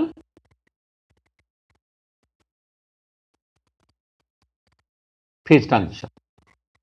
for normal phase transition মানে ব্যাপারটা কিরকম, তুমি ধরো একটা জল নিয়েছো, সলিড অবস্থায় ছিল, জল লিকুইড অবস্থায় গেল 1 অ্যাটমসফিয়ার প্রেসারে আর 273 কেলভিন মানে 0 ডিগ্রি সেন্টিগ্রেডে 1 অ্যাটমসফিয়ার প্রেসারে 273 কেলভিনে।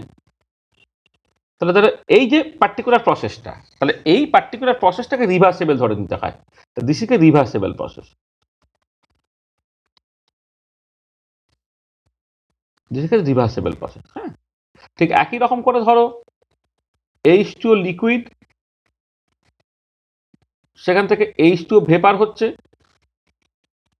তুমি 1 অ্যাটমসফিয়ার প্রেসারে আছো 373 কেলভিন, 100 ডিগ্রি সেন্টিগ্রেডে আছো, এখানেও 1 অ্যাটমসফিয়ার প্রেসার আর 373 কেলভিনে আছো। হ্যাঁ, এটাও একটা রিভার্সেবল প্রসেস। এটা এগুলো কিন্তু সব রিভার্সেবল প্রসেস। আচ্ছা, এবারে রিভার্সেবল প্রসেস হলে তুমি যদি এইখান থেকে ব্যাপারটাকে ভাবার চেষ্টা করো যে ডেল্টা জিটা হচ্ছে ডেল্টা এইচ মাইনাস টি ডেল্টা এস, এবং এই যে প্রসেসগুলো সব ঘটে হচ্ছে কনস্ট্যান্ট টেম্পারেচার প্রেসার। দেখো টেম্পারেচার প্রেসার কনস্ট্যান্ট রাখা হয়েছে। এবারে রিভার্সেবল প্রসেস হলে কি হয়, মানে রিভার্সেবল প্রসেস বা অর অ্যাট ইকুইলিব্রিয়ামে আছে, মানে এইটা হচ্ছে সাম্যাবস্থায় আছে, অর অ্যাট ইকুইলিব্রিয়ামে আছে। পরে তুমি গিবস এনার্জিটা শিখবে, তাহলে গিবস এনার্জিটা যদি কনস্ট্যান্ট টেম্পারেচার প্রেসারে তুমি দেখো, সেটা ডেল্টা এইচ মাইনাস টি ডেল্টা এস, সেটা যে জিরো হয় কোনো একটা ইকুইলিব্রিয়ামে যদি আসে সেইটা। তো সেখান থেকে পরিষ্কার দেখো ডেল্টা এসটাকে লিখতে পারো কি ডেল্টা এইচ বাই টি, এই ফর্মুলা দিয়ে তুমি লিখতে পারো। আচ্ছা, এইরকম করেও তুমি ব্যাপারটাকে ভাবতে পারো। আর এক রকম করে যেটা ভাবতে পারো সেটা হচ্ছে কি, যেহেতু প্রসেসটা reversible, reversible heat change by temperature. আচ্ছা, যেহেতু প্রসেসটা কনস্ট্যান্ট প্রেসার কন্ডিশনে ঘটছে, হিট চেঞ্জ মানে কি এনথালপির চেঞ্জ, সেখানে তুমি এখানে লিখতে পারছো যে চেঞ্জ ইন এনট্রপি, এই পুরো প্রসেসটাকে বলা হয় কি ফিউশন প্রসেস। এইটা হচ্ছে তোমার enthalpy of fusion divided by freezing point, বা latent heat of fusion divided by freezing point. সেখান থেকে তুমি চেঞ্জ ইন এনট্রপিটাকে ক্যালকুলেট করতে পারবে। আর যদি মোলার ভ্যালু চেঞ্জটাকে বলো, তাহলে এগুলো শুধু মোলার মোলার এই ভাগটা তোমার হয়ে যাবে।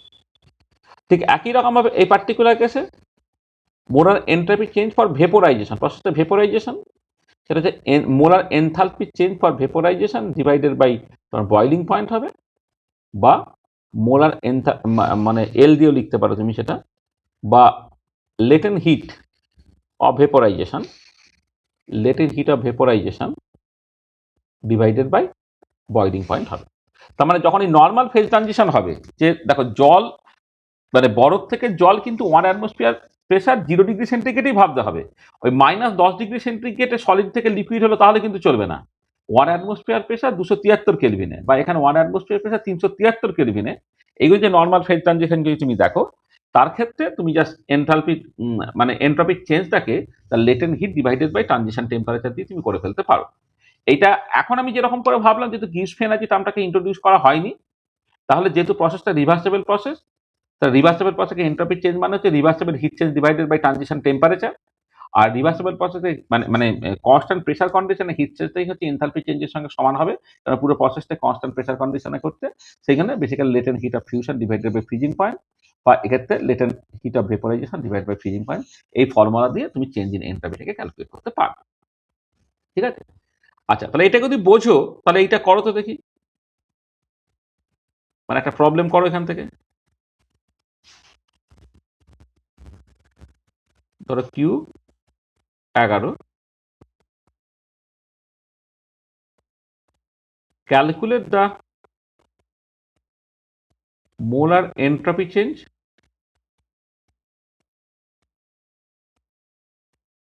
of vaporization of water. Calculate the molar entropy change of vaporization of water. এটা করো তো দেখি।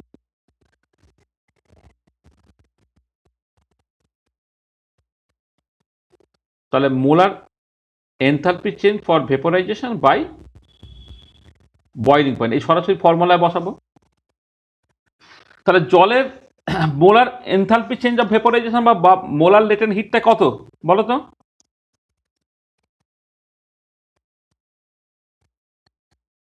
কত? হ্যাঁ, তাহলে 1 মোলের জন্য করতে গেলে 18 গ্রাম পার মোল ইন্টু এই 540 লিখে দিচ্ছে। হ্যাঁ, 540 ক্যালোরি পার গ্রাম, তাকে ভাগ করবো কত দিয়ে, 373.15 কেলভিন দিয়ে, মানে অ্যাকচুয়ালি ট্রানজিশন বয়লিং পয়েন্ট থেকে 373.15 কেলভিন হয় এইটা। তাহলে ক্যালোরি পার কেলভিনে এখনই অ্যান্সার বেরিয়ে যেতে পারে। তাহলে আমরা যেটা করি সেটা দেখো, এই 540 ইন্টু 18 হলো একটা ক্যালোরিকে জুলে কনভার্ট করলে 1.4.184 একবারে জুলে নিয়ে গেলাম, ডিভাইডেড বাই 373.15 ক্যালোরি হলো, জুল পার কেলভিনে হলো, জুল পার কেলভিনে অ্যান্সার বেরিয়ে যাবে। এটা কত বেরোলো বলো?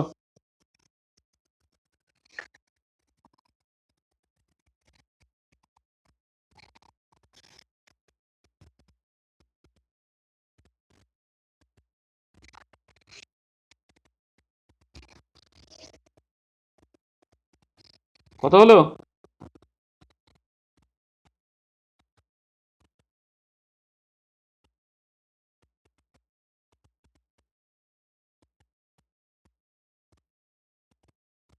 হ্যাঁ,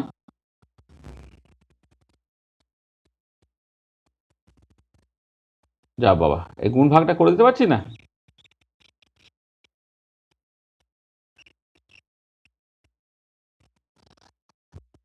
ইয়ালি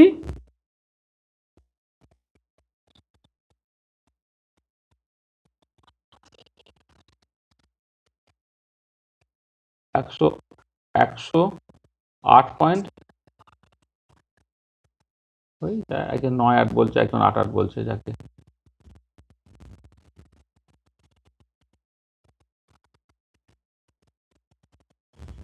108.98 জুল পার কেলভিন।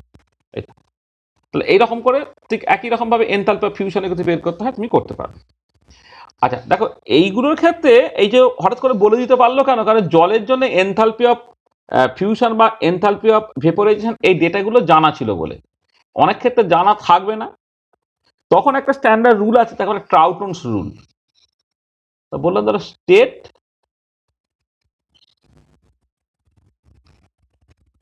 ট্রাউটনস রুল। আচ্ছা, ট্রাউটনস রুলটা কি বলছে, যে ধরো কোনো একটা পার্টিকুলার লিকুইড তুমি কনসিডার করছো, যার ক্ষেত্রে কোনো special kind of interaction, like তোমার ধরো কোনো অ্যাসোসিয়েশন, ডিসোসিয়েশন ইত্যাদি যদি না থাকে, এবং তাদের যদি তোমার করসপন্ডিং বয়লিং পয়েন্ট 150 কেলভিনের নিচে না হয়, তখন তাদের মোলার এন্ট্রাপি ভেপোরাইজেশন একটা ফিক্সড ভ্যালু আছে, সেইটা হচ্ছে 10.5 আর হয়। তাহলে কি হচ্ছে না, standard molar entropy of vaporization, standard molar entropy of vaporization of a liquid which has no special kind of interactions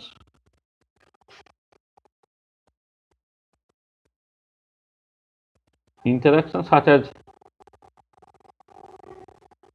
hydrogen bonding, and which has boiling point not less than 150 Kelvin is 10.5 R, আর 10.5 R মানে হচ্ছে around ওই 87.3 এর মতো, 87.3 তোমার joule per kelvin, না 8 তো 8.314, হ্যাঁ এত জুল পার কেলভিন। 10.5, তারপরে তুমি এটাকে জাস্ট 8.314 দিয়ে গুণ করলে, 8.314 দিয়ে গুণ করলে সেটা হয়ে যাচ্ছে তোমার 83.7 জুল পার কেলভিন, এরকম তোমার দাঁড়ায়, joule per kelvin per molar. এইটা হচ্ছে ট্রাউটনস রুল, যে standard molar entropy vaporization of a liquid which has no special kind of interaction such as hydrogen bonding and which has boiling point not less than 150 Kelvin is 10.5 R by 87.3 joule per kelvin per mole. দেখো জল কিন্তু এটা ওবে করবে না, কিন্তু আরো অনেকে ধরো benzene, carbon tetrachloride, hydrogen sulphide, cyclohexane, তারা কিন্তু এটা ওবে করে এটা। তাহলে এইটা অনেক সময় তোমার এন্ট্রপি চেঞ্জ ক্যালকুলেট করতে তোমার কাজে লাগে এটা।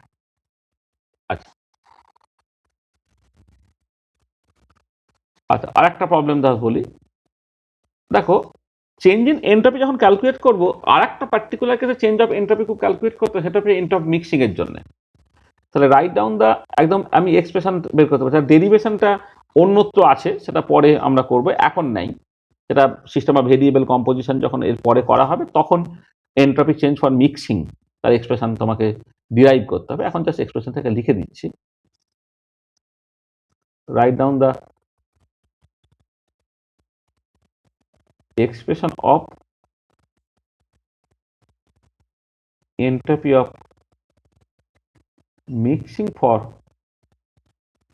ideal gas and in ideal solution. তো আইডিয়াল গ্যাস এবং আইডিয়াল সলিউশনের ক্ষেত্রে তোমাকে এন্ট্রপি চেঞ্জের এক্সপ্রেশন তোমাকে লিখতে হবে। এটা কি হয়, ডেল্টা মিক্সিং দুজনের ক্ষেত্রে একই হয়, minus N R summation over I X I L N X I, এই হচ্ছে ফর্মুলাটা, যেখানে এক্স আইটা হচ্ছে mole fraction of the ith component, আর এনটা হচ্ছে total number of moles, total number of, ঠিক আছে। ডেল্টা মিক্সিং এর এক্সপ্রেশন হচ্ছে এইটা, minus N R summation over I X I L N X I. এটা আইডিয়াল সলিউশনের ক্ষেত্রে এই এক্সপ্রেশনটা ব্যবহার করতে পারবে তুমি, আর আইডিয়াল গ্যাস মিক্সচার হলো তার ক্ষেত্রে এই এক্সপ্রেশন তুমি ব্যবহার করতে পারবে। তোর একটা প্রবলেম করে ফেলো তো, খুব সিম্পল প্রবলেম। ধরো 80 মোল nitrogen gas is mixed with 20 mole oxygen gas to form air, assuming that the gases are ideal and the process is isothermal,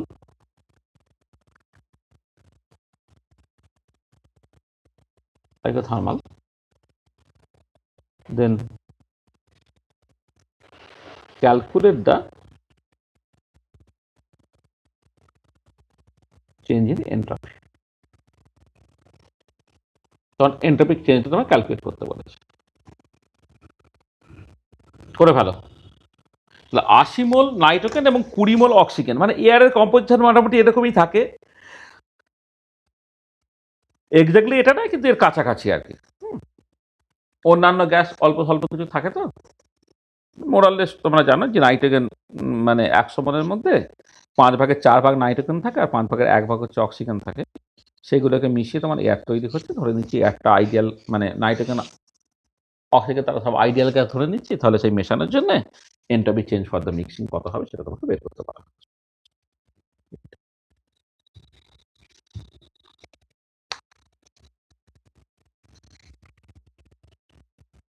তো we know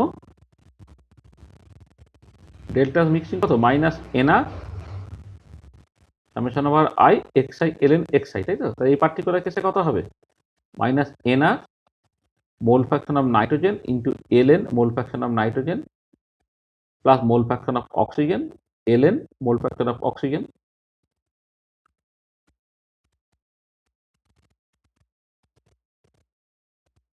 mole fraction of oxygen. তো দেখো, তাহলে এটা হচ্ছে 100 mole into 8.314 joule per kelvin per mole, এটা 4 এর 5 L N 4 এর 5 plus 1 এর 5 এল এন 1 এর 5, এইটা এটা ক্যালকুলেট করো এবং দেখবে এটা গ্রেটার দ্যান 0 বেরোবে। এটা ক্যালকুলেট করে কত হচ্ছে দেখে নাও,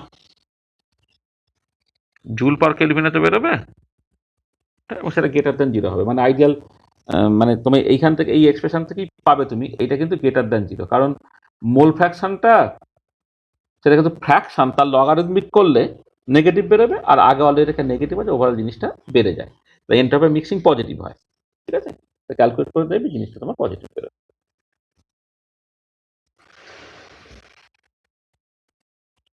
416 জুল পার কেলভিন। ঠিক পোস্ট অফিসে টাকা গুনে গুনে তুই তাড়াতাড়ি ক্যালকুলেশন হয়ে যায় না? পোস্ট অফিসে তো ক্যালকুলেটার তাড়াতাড়ি করে ক্যালকুলেট করতে হয় না? হ্যাঁ, কি রে ইয়ালি, তাড়াতাড়ি ক্যালকুলেট করে দিচ্ছিস তো? মানে পোস্ট অফিসে ক্যালকুলেটার টেপাটেপি খুব তাড়াতাড়ি অভ্যাস আছে না? নাকি? হ্যাঁ,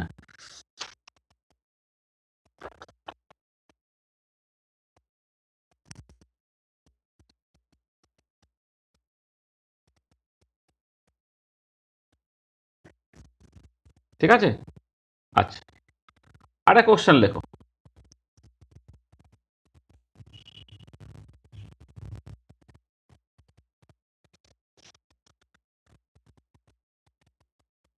adiabatic process is isentropic in nature বলে তোমাকে বললাম। Comment on the statement.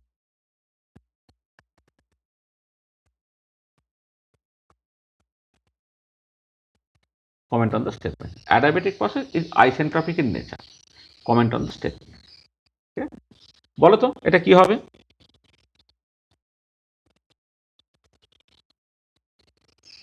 Adiabatic process is isentropic in nature. Isentropic মানে যার এন্ট্রপিক চেঞ্জ হয় না।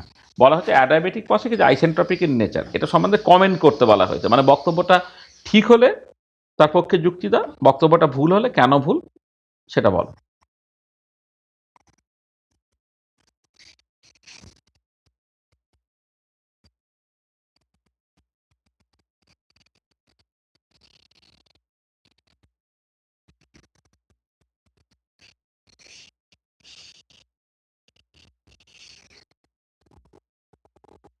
কি বলবে সৌম্য, বল। বক্তব্যটা ঠিক। সৌম্য কি বলছিস?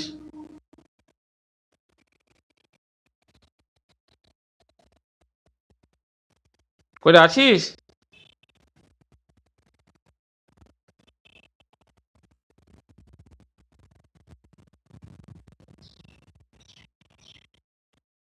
সৌম্যকান্তি,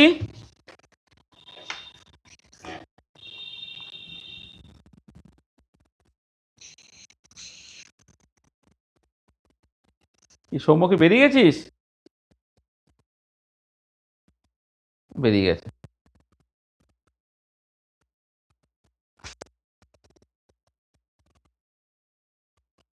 ও বললো যে বক্তব্যটা সত্যি, সবাই কি একমত?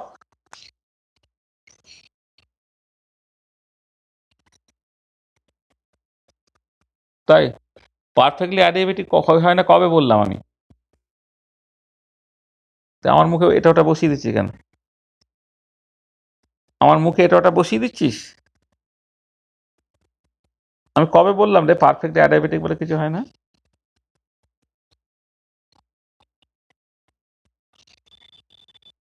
হুম, কোথায় বলেছিলাম? কোথায় লেখা আছে? কোথায় বলেছি? এটার ঘাড়ে ওটাকে চাপিয়ে দিচ্ছিস কেন? পারফেক্টলি রিভার্সেবল বলে কিছু হয় না সেটা বলেছি, বা রিভার্সেবল করতে পারবেন না ল্যাবরেটরিতে সেটা বলেছি।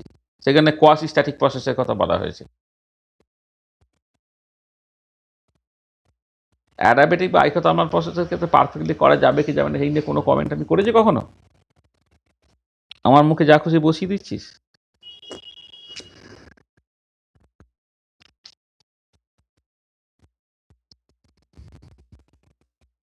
কে বলবি?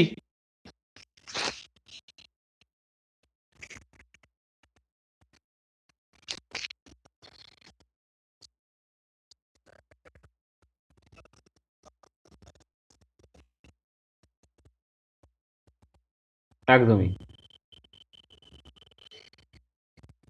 তো আর একটা কোশ্চেন যদি পাশে আমি লিখে দিই, adiabatic reversible process is isentropic in nature,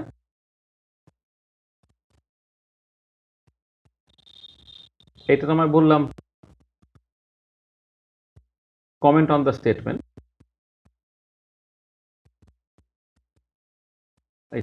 তাহলে দেখো দুটো কোশ্চেন আমি জাস্ট পাল্টে দিলাম, একটা অ্যাডাবেটিক প্রসেস কি আইসেন্ট্রপিক ইন নেচার, আর অ্যাডাবেটিক রিভার্সিবল প্রসেস কি আইসেন্ট্রপিক ইন নেচার, তোমাকে কমেন্ট করতে হবে।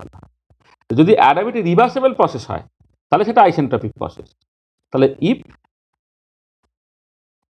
The process is adiabatic reversible process, reversible one, the process is adiabatic reversible one, তার ক্ষেত্রে এন্ট্রপি চেঞ্জ যেটা,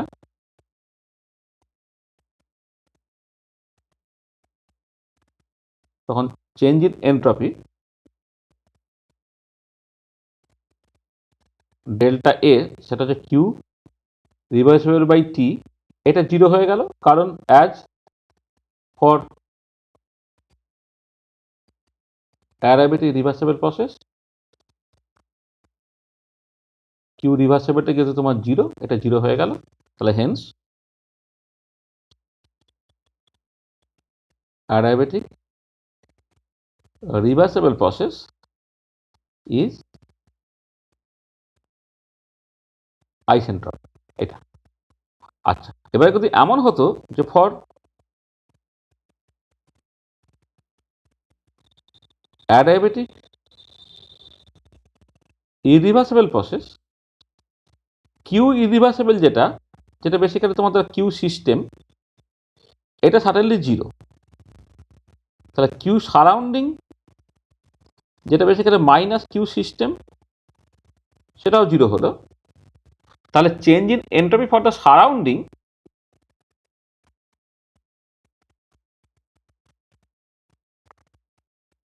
for the change in entropy for the surrounding delta surrounding যেটা হচ্ছে minus Q system by T surrounding, সেটা zero হলো, surrounding entropy চেঞ্জটা zero হলো। আচ্ছা, এবারে যেহেতু as for irreversible process delta system plus delta surrounding এর যোগফলটা কত হয়, গ্রেটার দ্যান জিরো হতে হয়, তাহলে এখান থেকে পরিষ্কার দেখো ডেল্টা সিস্টেমটা কি হচ্ছে, গ্রেটার দ্যান জিরো হলো, যেহেতু ডেল্টা সারাউন্ডিংটা অলরেডি জিরো আছে, তার মানে কি দাঁড়াচ্ছে যে for adiabatic irreversible process entropy of the system increase করতেই হবে, ইনক্রিজ। বুঝতে পারলে যে অ্যাডাবেটিক ইরিভার্সিবল প্রসেসের ক্ষেত্রে কিন্তু entropy change for the system positive হতে হবে, কারণ total for adiabatic irreversible process delta universe যেটা, ডেল্টা ইউনিভার্স যেটা basically delta system plus delta সারা, সেটা সবসময় গ্রেটার দ্যান জিরো হয়, সেখানে নয় তাই বলে ডেল্টা সারাউন্ডিংটা অলরেডি জিরো, তার ডেল্টা সিস্টেমটা গ্রেটার দ্যান জিরো হবে, তার মানে অ্যাডাবেটিক রিভার্সিবল প্রসেস আইসেন্ট্রপিক, কিন্তু adiabatic irreversible process not necessarily, মানে নট আইসেন্ট্রপিক। সেখানে প্রথম কোশ্চেনটা যখন তুমি বলবে তখন তোমাকে রিভার্সিবল ইরিভার্সিবল দুটোকে ভাগ করে করে বলতে হবে, যে রিভার্সিবল হলে আইসেন্ট্রপিক কিন্তু ইরিভার্সিবল হলে আইসেন্ট্রপিক নয়, আর পরের কোশ্চেনটা কিন্তু রিভার্সিবলটাই বলা আছে, তাহলে সেটা আইসেন্ট্রপিক তুমি যা সরাসরি বলে দিতে পারছো। ঠিক আছে, বোঝা গেল?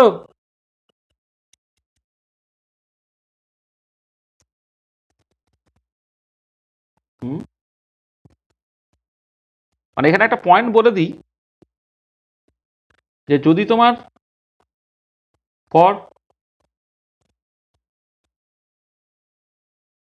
Adiabatic reversible process delta system সেটা জিরো হবে, ডেল্টা সারাউন্ডিং কত হবে বলো তো? অ্যাডাবেটিক রিভার্সিবল প্রসেসে ডেল্টা সারাউন্ডিং কত হবে?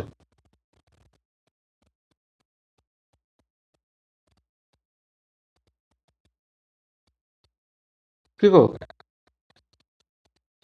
For adiabatic reversible process delta system তো জিরো করলাম, এই তো ফর অ্যাডাবেটিক রিভার্সিবল প্রসেস দেখো ডেল্টা এস, এই যে কোথায় গেল ডেল্টা সিস্টেম, এই যে ডেল্টা এস যেটা কিউ রিভার্সিবল বাই টি, সেটা জিরো করে ফেললাম, তা ডেল্টা সারাউন্ডিং কত হবে অ্যাডাবেটিক রিভার্সিবল প্রসেসে? বল কি বলছিলিস ভিক্টর?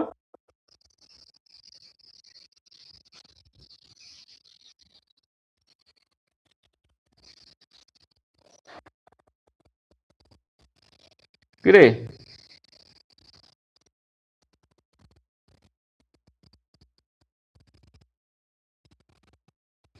যা বাড়ি থেকে একটু বেশি বেশি সময় কাটা।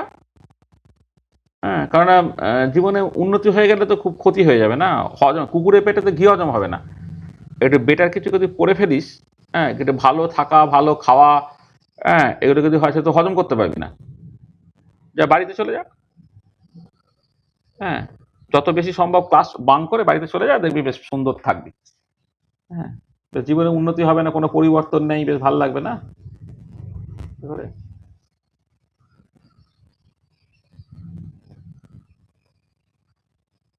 তাহলে কি পরে অ্যাডাবেটিক রিভার্সেবল প্রসেস ডেল্টা সারাউন্ডিংটা কত?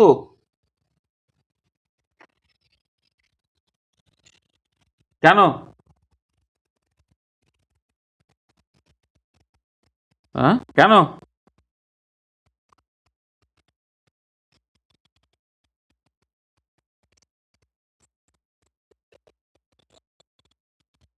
বল, আরেকবার বল। হ্যাঁ, তার মানে কি ডেল্টা সারাউন্ডিং তো সবসময় minus Q system by T surrounding. তা কিউ সিস্টেম তো জিরো আমি অলরেডি দেখলাম, তার ডেল্টা সারাউন্ডিং সবসময় জিরো হবে। আর ডেল্টা সিস্টেম বা ডেল্টা সারাউন্ডিং যোগ করে ডেল্টা ইউনিভার্সও জিরো হবে। আর অ্যাডাবেটিক ইরিভার্সিবল প্রসেস হলে ডেল্টা সিস্টেমটা গ্রেটার দ্যান জিরো, ডেল্টা সারাউন্ডিংটা ইকুয়াল টু জিরো, আর ডেল্টা ইউনিভার্স যখন করবে এটা গ্রেটার দ্যান জিরো হবে। তো এটা এই তফাৎটা তোমাকে বুঝতে হবে আর এখানে বলে রাখা। তা ঠিক আছে, আজকে এই পর্যন্তই থাক। তাহলে পরের দিনও আমাদের নেক্সট ক্লাসেও আমাদের এনট্রপি নিয়ে আরো অনেক কথাবার্তা বলতে হবে। Next class more about entropy.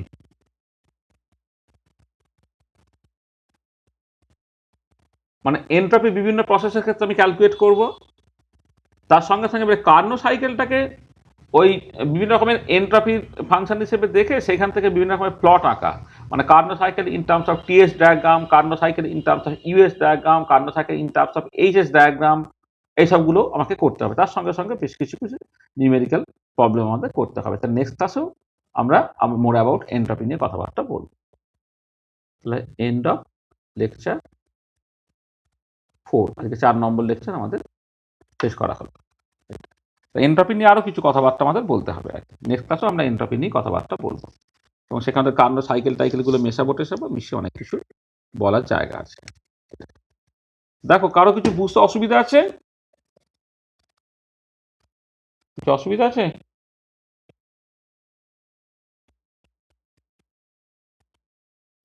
হ্যাঁ,